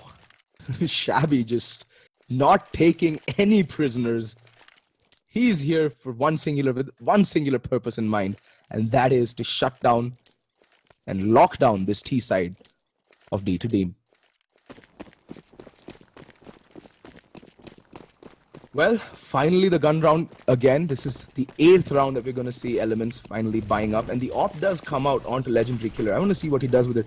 He was very potent with that AWP against Team Semperex on Overpass. In the meantime, Legendary Killer waiting for Hellranger. Oh, gets flashed out, but Hellranger's just caught napping and he doesn't spot out. What? Hellranger! Come on, you should have heard that off. I mean, it's an AWP, not an M4A1S. It's not. These aren't silent farts that Legendary Killer is shooting off. Is the AWP. Should be able to make out where the sound is coming from, and there we go. Legendary Killer gets the kill onto Antidote. 2-man to the good now. Team Elements. They shouldn't be messing up this round. In the meantime, because that B presence gets immediately wiped out, it forces their hand over by the A bomb site to make a play. And Imba is ready for this. He's internally bleeding. He needs to be careful. But I think he's just going to be the bait and tell his teammates what he hears, the sounds, the sights, and how many players, obviously. There we go. Bunty finding the kill onto Kappa, but Shabby does find the kill onto Imba. In the meantime, he's left all alone. He's got 100 points of HP to work with, but he's facing off 4 very angry CTs who have a point to prove, and Hellboy there by cannons, ending Shabby's reign of terror. And they take that round with 4 rifles still kept alive, and that is going to be crucial towards building up this CT side economy.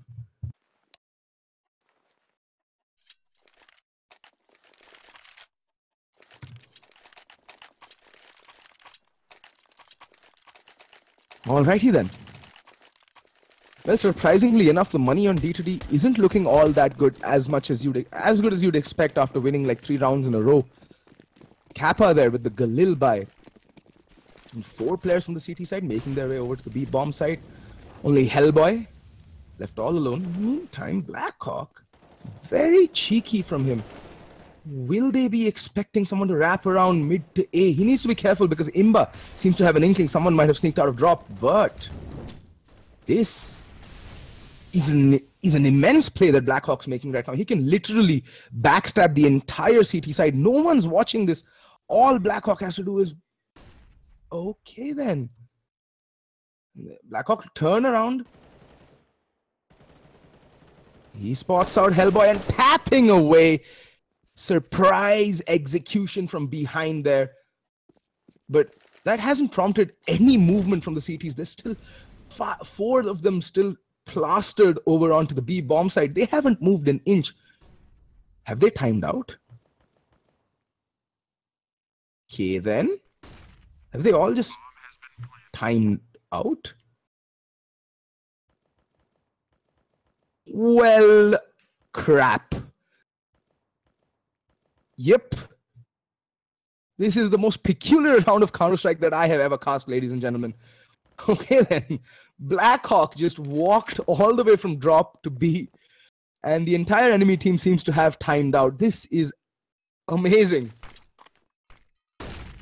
And yep, each and every player on Elements seems to have timed out. You can't script this, folks. This is comedy gold right now. Wow. And this, ladies and gentlemen, is why we should invest out of BSNL internet connections. BSNL, the bane of Indian esports.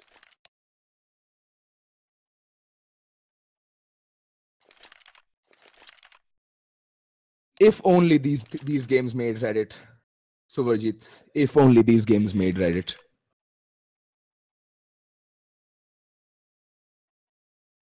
And there we go. Map has been paused as we wait for the entire Elements lineup to join back into the server. It was extremely curious that no rotations were coming in, and then I saw Legendary Killer with just his crosshair set in no man's land.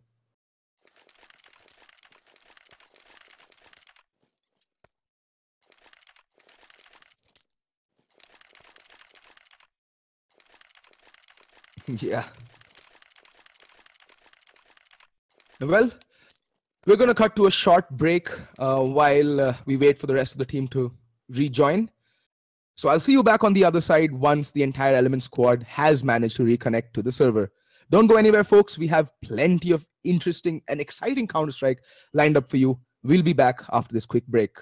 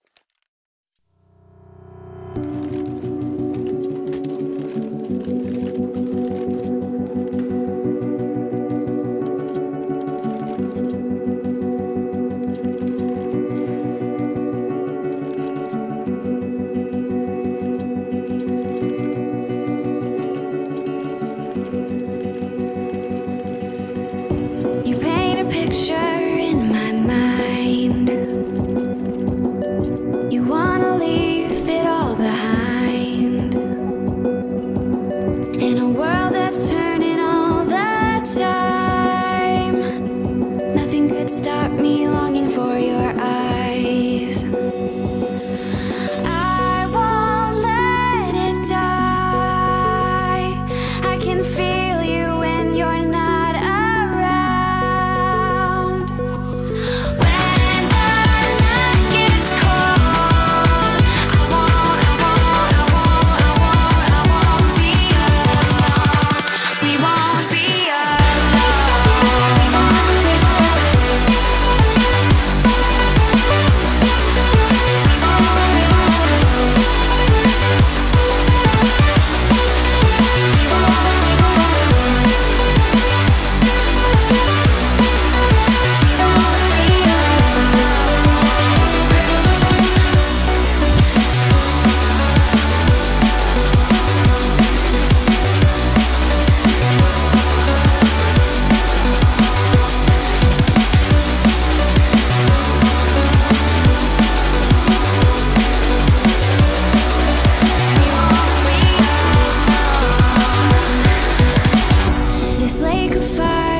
burns my skin.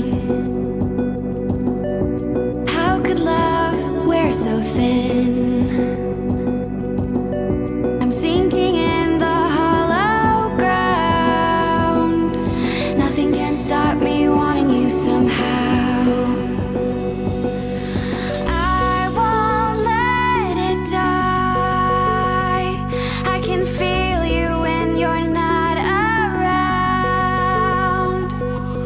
When the night gets cold, I won't be alone. We won't be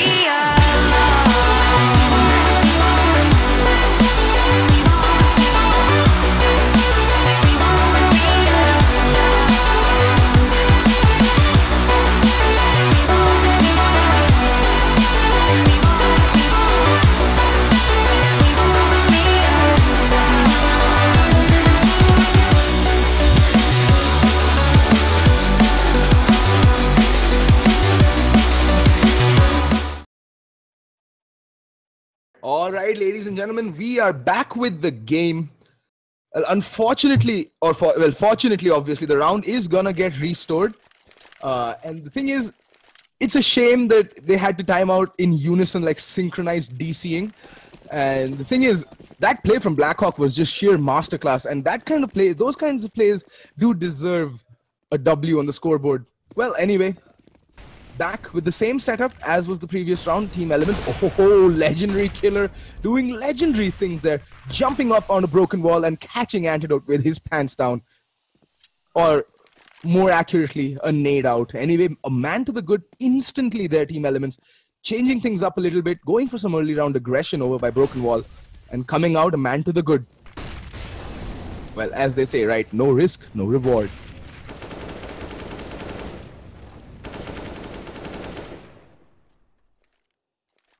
And yeah, because of that man disadvantage, I don't think those cheeky plays will come out from Blackhawk anymore. And the money situation isn't looking that good on D2D either, so they need to really win this round, otherwise they might just be forced into a half buy or a force buy. Blackhawk in the meantime decapitating legendary killer and not stopping there. Down goes Bunty, and the man advantage wrested from the CTs, but there we go, Nims spraying away.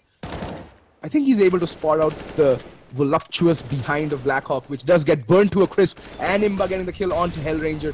It's down to Shabby and Kappa. Oh, Shabby does spot out Imba, but where are you spraying, son? Anyway, in the meantime, Kappa with the bomb over by B-Plat. And Hellboy. Oh, he spots out Kappa. He's rattling off a few shots, unable to do anything. Shabby in the meantime does find Nins. And Shabby, I don't know why he was looking over there. Down to a 1v1 between Hellboy and Kappa. Kappa walking into a flashbang there, literally. And now knows where he's, Hellboy knows where he's playing from. Ooh, Kappa to make some noise. There's literally no time left, 4 seconds. He has to go for the punt. And down goes Kappa. Hellboy clinching that round. And that's the problem, right? D2D have this incredible tendency to dig themselves into a trench that they just cannot climb back out of. This very slow, methodical style of play only works when you have the raw aimers on your team to just burst out on the onto the bomb side and just take heads off without a second's hesitation. But yeah, I think it's a tactical timeout being called by D2D.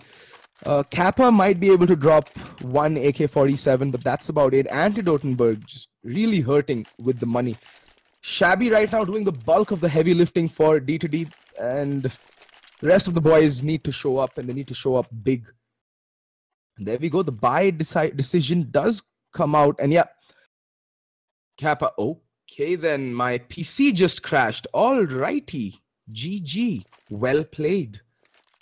Wow. Okay then. Windows 10, I tell you. The bane of everyone's existence. I'll still try to keep talking as I wait for my PC to reboot. But wow. That is interesting. The worst possible time, Windows. The worst possible time to run your stupid diagnostics.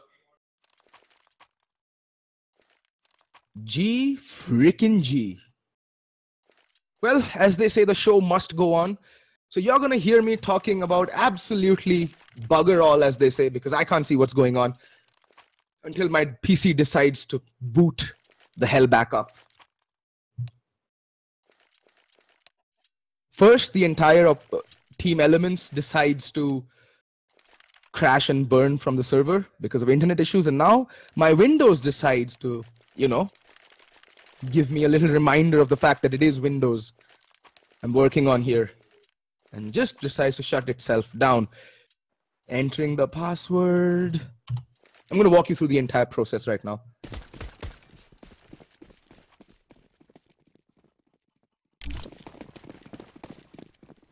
And yeah, jumping right back into the game.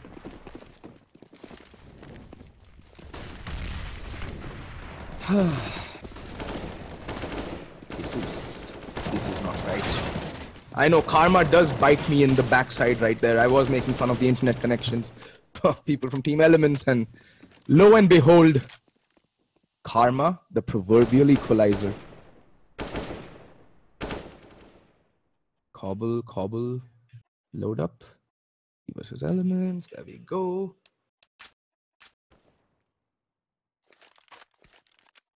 I'm sorry about the lackluster observing. My game has crashed and my PC had to restart. I'll be back in just about a second. Don't go anywhere, folks. Game has booted up. Joining the server.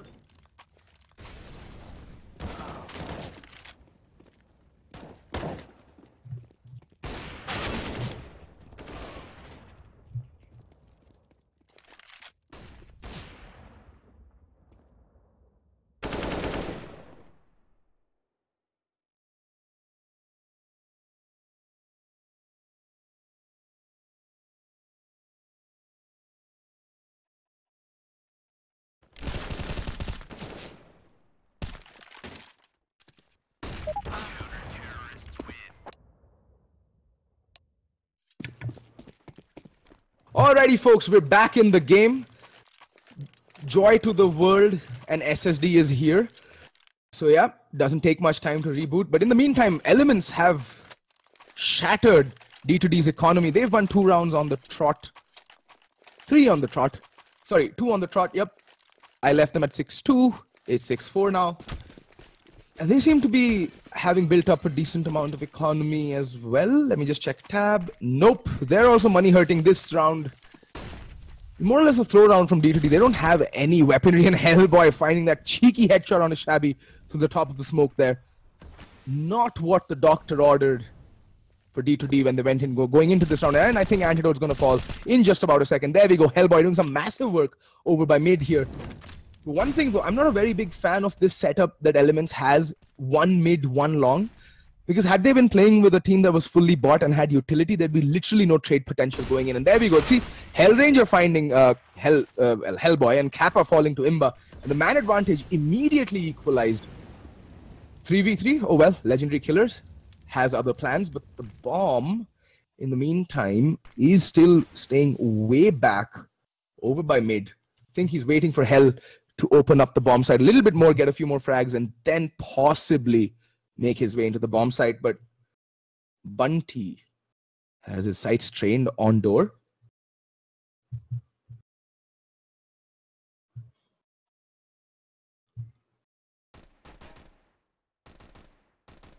In the meantime, Hellranger does find Bunty. That should prompt... Wait, what is this prompting? Why is... Bomb finally going to make its way? Nope. Unable to make his way onto the bomb side, leaving Hellranger in a 1v1 situation again with very little time left on the clock. Can he find the shot? Will his shots ring true? Oh, Hellranger does need to book it and get the plant down ASAP. Taking a lot of damage in that altercation there, Hellranger. Oh, and with the Tech 9 this time. 3 bullets left in the chamber and does tag down Nims very low. Playing that perfectly there, Hellranger. Clutching that crucial round for Dare to Dream, because that leaves the CT economy almost completely broken. Yep, it is more or less broken. As broken as my Windows, ladies and gentlemen. And yeah, Elements will be forced to go on an eco. Maybe Nims or Hellboy might want to drop a few pistols, but nope. Nope. This is still gonna stick with. Oh wait, what? They're forcing it up. All right, this is Indian CS, I guess. I mean, what is eco? Sad reacts only if this doesn't work out. It's a high risk, high reward play coming out from Elements. It's a really high risk, high reward play. And look at that Bunty coming off way worse for the wear in that initial altercation. Down to 17 points of health already. Definitely not what the doctor ordered.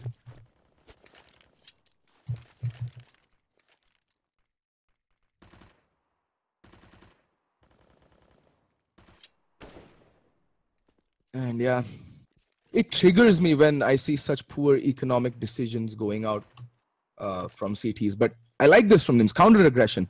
DTD might not be expecting this. Let's take a look on over to the players who are playing the drop area. And Nims, if he were to just poke right out right now, he could find Hellranger. Oh, Antidote making a lot of noise. He can hear the scope by long though. And I think that's what's... Oh, this is... He's on a very fast flank, and he knows exactly where Antidote is playing from. And Antidote getting caught with his pants down, and Legendary Killer in the meantime does take out Shabby over by the A-bomb side and has managed to recover an AK-47. This force bite actually working really well. But there we go, Blackhawk equalizing the numbers. In the meantime, let me see, Bunty on the fast flank. Hellranger needs to be aware of this flank coming in, getting shot in the back, but turning around and ending Bunty. Sit down, son. None of your shenanigans here. Not today. Anyway, 8 rounds to 4. 4 rounds to the good. Dare to dream. And now Elements will be forced to save in earnest. I mean, this is what I'm talking about, right? Had they played it conservatively and played the economy game a little more, with a little more thought put into it, they could have echoed the previous round, and most of them would have enough money to buy into this round.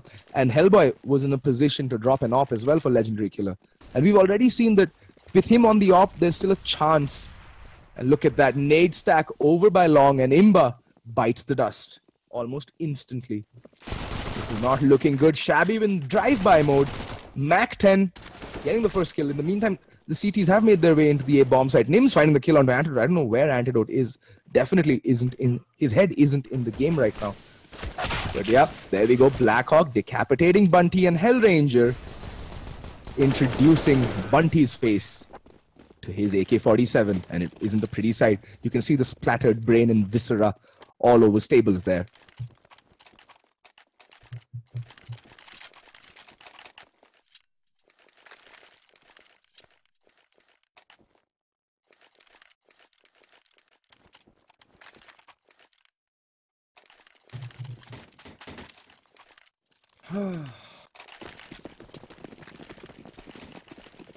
Nine rounds on the board for Dare to Dream. Elements cobbling together a buy yet again. Very light on the utility. And there we go. Nims instantly shut down by Kappa, and Blackhawk with the kill onto Bunty. Yet again, man advantage to D2D. And Legendary Killer left all alone with it all to do and to buy some time for the rotations to come in. In the meantime, 2 players have made their way over onto the B-bomb site. Does Legendary Killer push the smoke? Oh, he thought about it. But decided better. Decided against it. That's actually good thinking. He didn't need to give up his life there. Oh, but Antidote finally showing us that he is in fact Antidote. And 2 nasty headshots to see off this round. 3 players surviving. Oh god. This is not what the doctor ordered. I mean, I get it. It is a very T-sided map, but 11 rounds, it looks like it's going to be 11 rounds because Elements, because of their poor economy management, have no recourse but to go for this UMP buy on the last round of the half. While D2D have it all to play with. All the nades, all the rifles they could ever ask for. And the op finally comes out onto Shabby. So let's see what Elements have in store for us. See, here's the thing, folks. CT side on Cobblestone, extremely difficult to play because this is a map where counter-aggression from the CTs is actually ruthlessly punished. Ruthlessly. And yeah, and that's what we've been seeing. Every time Elements have made info plays, they've been punished. Apart from that one time where Nims had that perfect flank going in, but they just messed that round up because It was an A hit and Hellranger just pulled that round out of the bag. Almost single-handedly with an amazing 3K.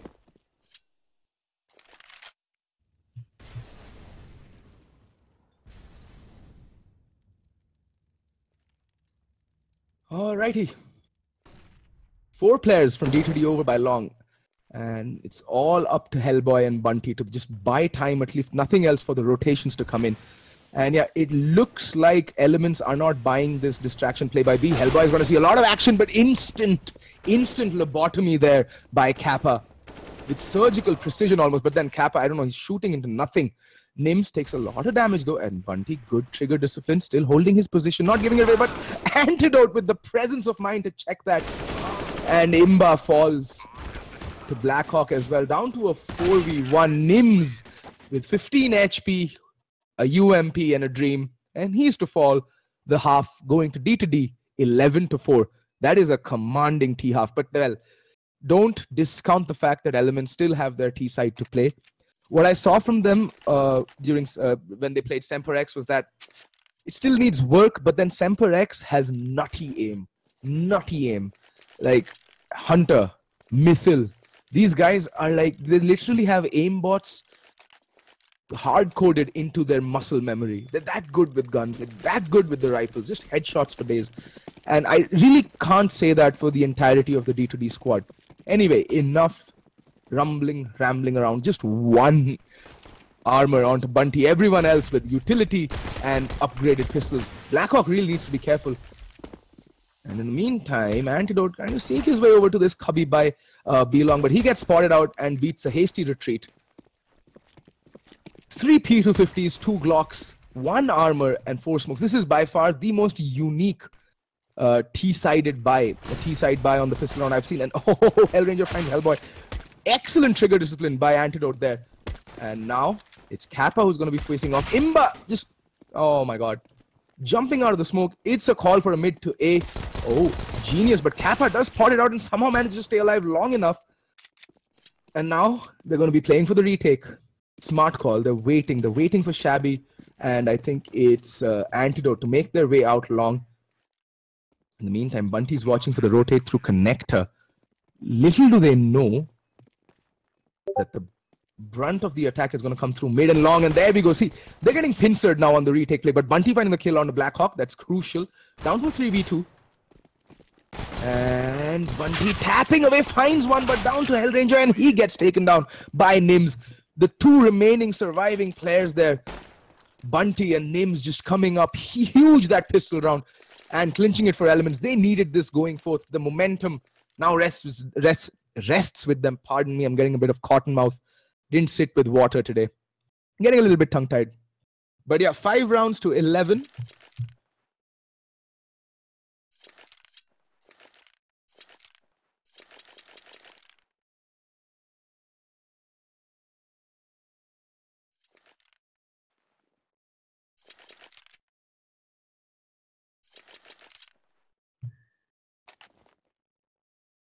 Oh, excuse me. Match has been paused. I think it's Hellranger just trying to figure out how to set his CT side up. He knows, he of all people know. I've said this before and I'll keep saying it. Hellranger, I consider him to be one of the best IGLs in the country as of now. And I know he knows how crucial managing the CT side economy is, especially on a map like Cobblestone. I hope he calls for the full save and doesn't ask for a force buy. Because on a map like Cobblestone, force buys seldom work out. Seldom. It's very rare. So it makes more sense to give up these 2 rounds. You still have a 6-round buffer. But here's the thing though. See, if you force buy into this round, you'll have to eco the next round and you'll be on a very limited buy going into the first gun round. And you need all the utility on this map especially. Utility is your best friend on the CT side. And I hope my voice, my thoughts, my feelings get somehow resonated towards Hellranger and he decides not to go for the force buy. Because see, if they go into a light buy in terms of utility into the first gun round without the op, without the nades, and they lose it, that means they've just given up this entire buffer of 6 rounds. So what Hellranger has to call right now is do I give up the next 2 rounds and go into the first gun round with a fighting chance of making it 12-7? Or do I hedge my bets right now and gamble it all away and maybe see the scoreboard all of a sudden read 9-11 or 10-11 for that matter? That's the call that D2D has to take, and that's why this prolonged timeout. I hope that's why this prolonged timeout, and it's not a technical timeout.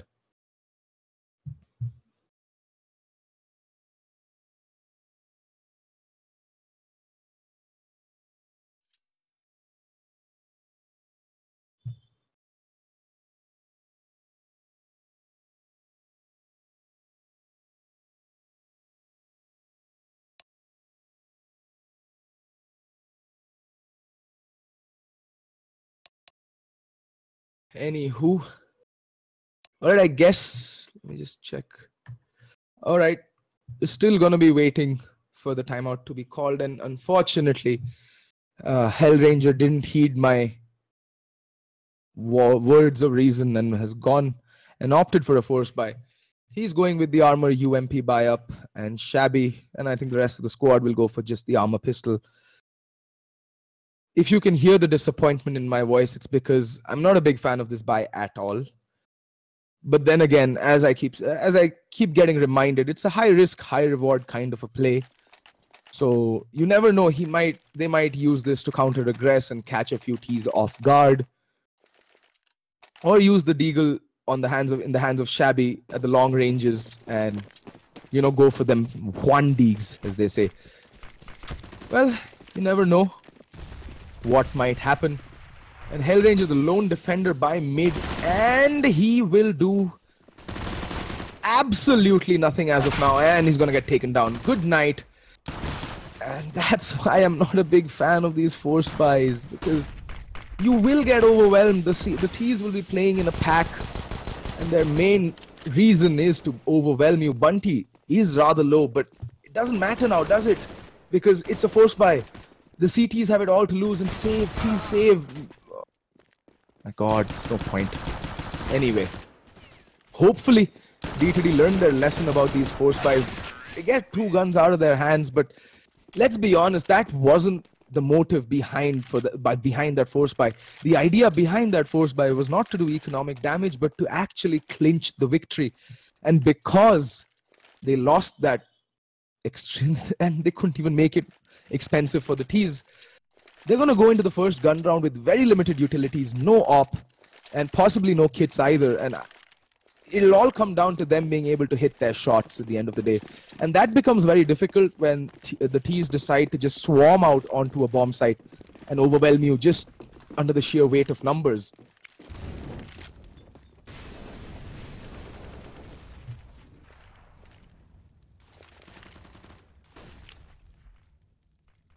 There we go. Imba opening things up with the kill onto... Oh, Hellranger there, getting instant lobotomy performed on him by Bunty right now. And Antidote, the sole survivor for that round, gets shot in the face by Nims. And that's all she wrote for D2D that round. And now 7 rounds to the good. 7-11 is the score, and the first buy round comes in. And like I said, it's going to be a very, very slim buy.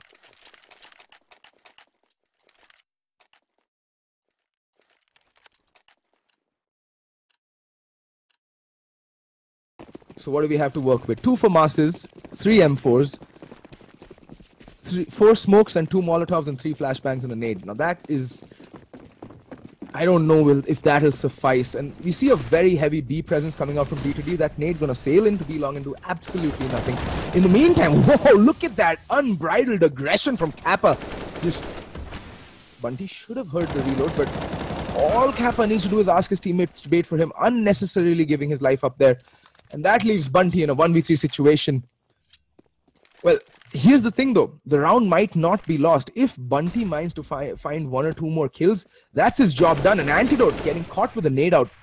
Barely managing to survive there. He just got lucky. See, if Bunty manages to take out a couple of more rifles from the hands of D2D, and even if he loses the round, okay, that's not going to happen. That's interrupting my train of thought very rudely there. But anyway, 3 rounds, 3 rifles saved, 12 rounds on the board. So now I'm forced to eat my words. They are going to hit their shots. Kappa with that amazing display of early round aggression by Broken Wall, landing a triple spray down, managing to see off that round. The T's still have one more buy left in them. And a double op setup. We saw this from Elements during their game against Semperex earlier in the day. And let me be honest, I'm not a big fan of the double op buy on the T side of Cobblestone because it slows you down unnecessarily.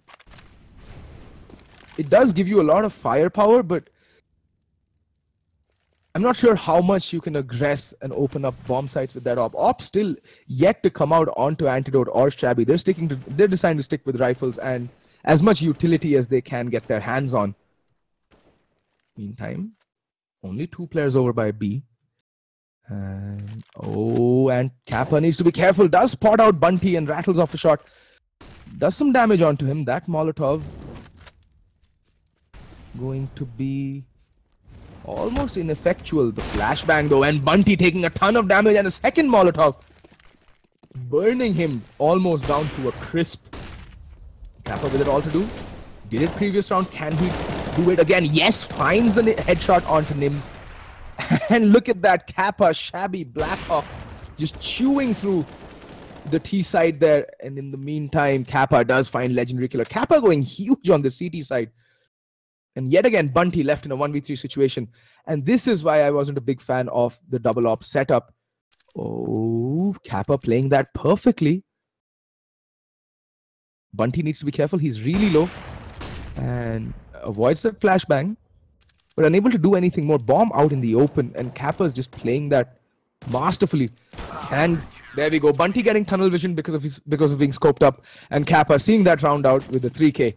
That's back-to-back 3Ks for Kappa. Amazing display of a B hold coming out from Kappa right now. And D2D looking really solid on their CT side.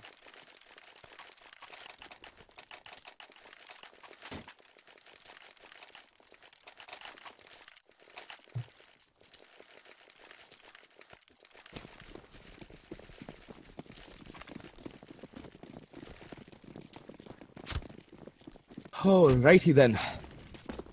And the force buy coming out from Elements. They really don't want D2D to reach 14 rounds, it seems. But then, doesn't matter.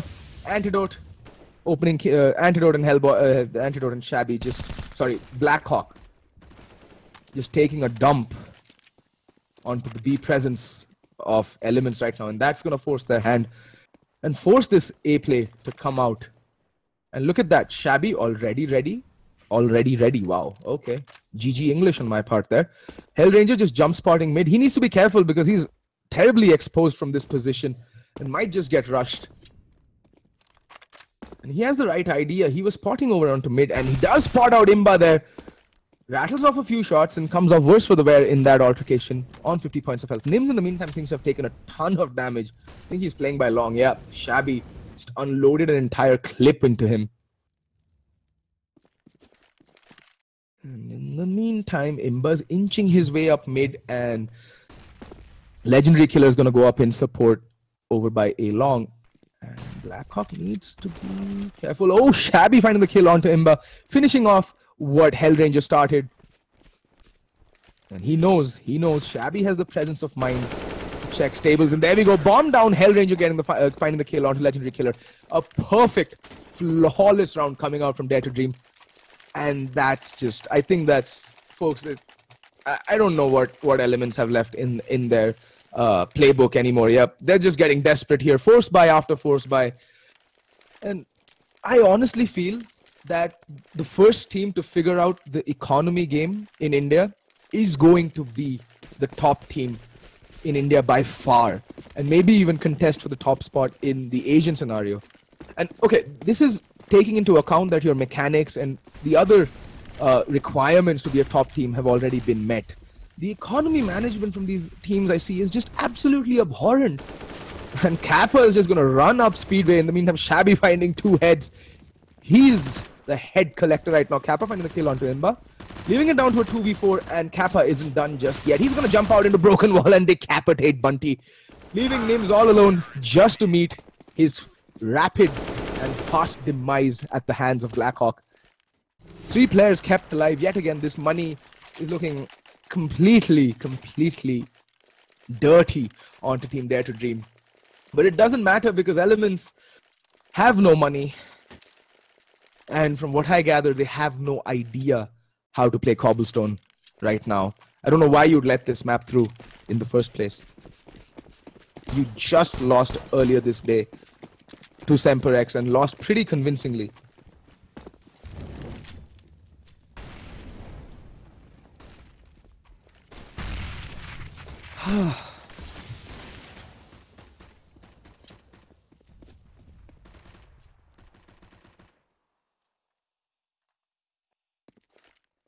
Anyway, I have a little bit of a message to those in chat who are thinking and who are saying that Silvers play better. I can assure you they do not, my good sir. You, your team, your entire LAN Pug squad would get absolutely wrecked by any of these teams if you show up against them. Anyway, finally a man to the good for Elements. It seems like this force buy all of a sudden just turned out to work in their favor, and I think it has more to do with the fact that D2D are just peeking angles like absolute, well, fools. They don't need to do that. It's down to a 4v2. And Shabby has made his way long and sprays down Legendary Killer, but Imba gonna just re-aggress back up and gonna get the trade regardless. Hellranger in the meantime has found Imba. It's down to a 1v2. It's not undoable. He does have a kit and a flashbang to work with. Hellboy, though, avoids that masterfully and ends Hellranger's reign of terror. 8-15 is the score. The money, surprisingly, not looking as healthy as I would expect on to D2D. But yeah, Hellranger will be able to draw. Oh, he buys an op, so he'll have to go with the UMP buy-up. Yep. Pretty light on the utility as well. Antidote just picking up, well, nothing. But still 4 smokes, 3 Molotovs, and a plethora of flashbangs and an HE nade. Enough to work with. They won their first gun round with less. So I won't count D2D out of this round. Like, I won't count D2D out of any round until all 5 players have bitten the dust, as they say. Hellranger, a little bit too quick to expend that utility, but does a ton of damage onto Hellboy. And oh, what is this? Okay then. Hellboy and Hellranger just dancing around the smoke, both getting confused out of their minds. And that is the epitome of a comedy of errors.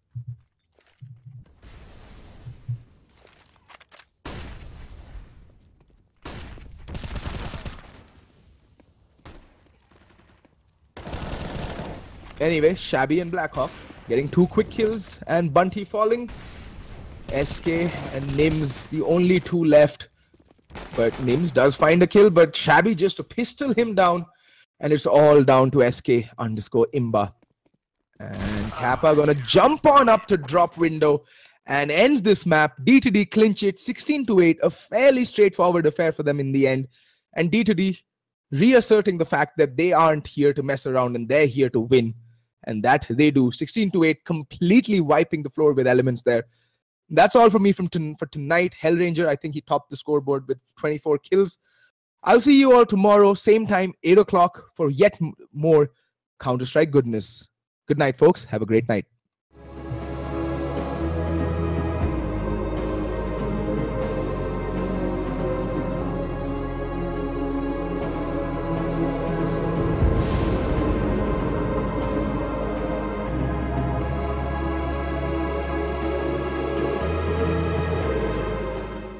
All right. I think we understand that D2D means business when after this match just recently got done, you can definitely be assured of the fact that D2D has come home. Yes, people, D2D beats their opposition 16-8 at the end of the day. Well done, boys. Well done. I can actually imagine Hellranger jumping off at his boot camp in Delhi and screaming it at his screen. I think that's how it goes for Hellranger. But for everybody else, welcome to the ESL India Premiership. But now it's too late to welcome you on our various channels of Facebook and YouTube Gaming, because we're done with today's live stream, people. So apart from the live stream match of Dare to Dream versus Team Elements, we had an off-stream match happening between Risky Gaming and Team Wolf. Now Risky Gaming has bagged this match with a scoreline of 16-2 in their favor. Well done, boys. I think Risky Gaming is all set to make a visit to India soon. Who knows, they might come back again and win the summer season. Who knows, like I said. So everybody else, thank you for joining us here on the Facebook page of ESL India and the YouTube gaming channel of ESL India. It was a pleasure hosting these games for you. We'll be back again tomorrow at 6:30 p.m. IST, because this is the ESL India Premiership 2017, brought to you by Zowie, by BenQ, Omen by HP, HyperX, and organized by Nodwin Gaming. And remember, every day the best of the games with the best of the teams involved is what we're going to showcase to you. In case you want to register, don't fret, the phase 2 of the registration is already on. The link for the registration can be there on the screen. You can follow it on the screen and just go onto the page it takes you on and join up for the game you wish to participate in. So for now, I'm Vagish Godsley Bhan signing off, but with the promise that I'll be coming back again tomorrow with more action.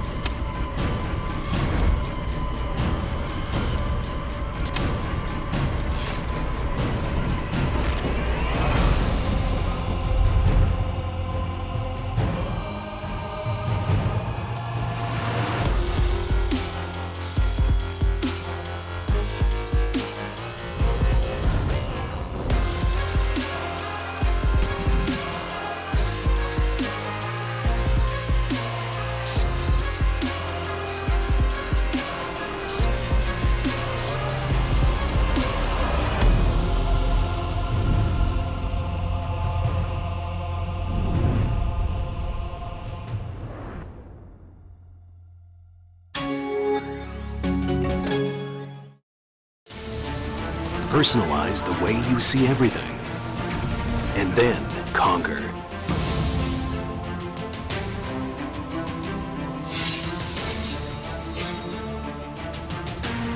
Exclusive Black Equalizer brightens dark scenes without overexposing bright areas.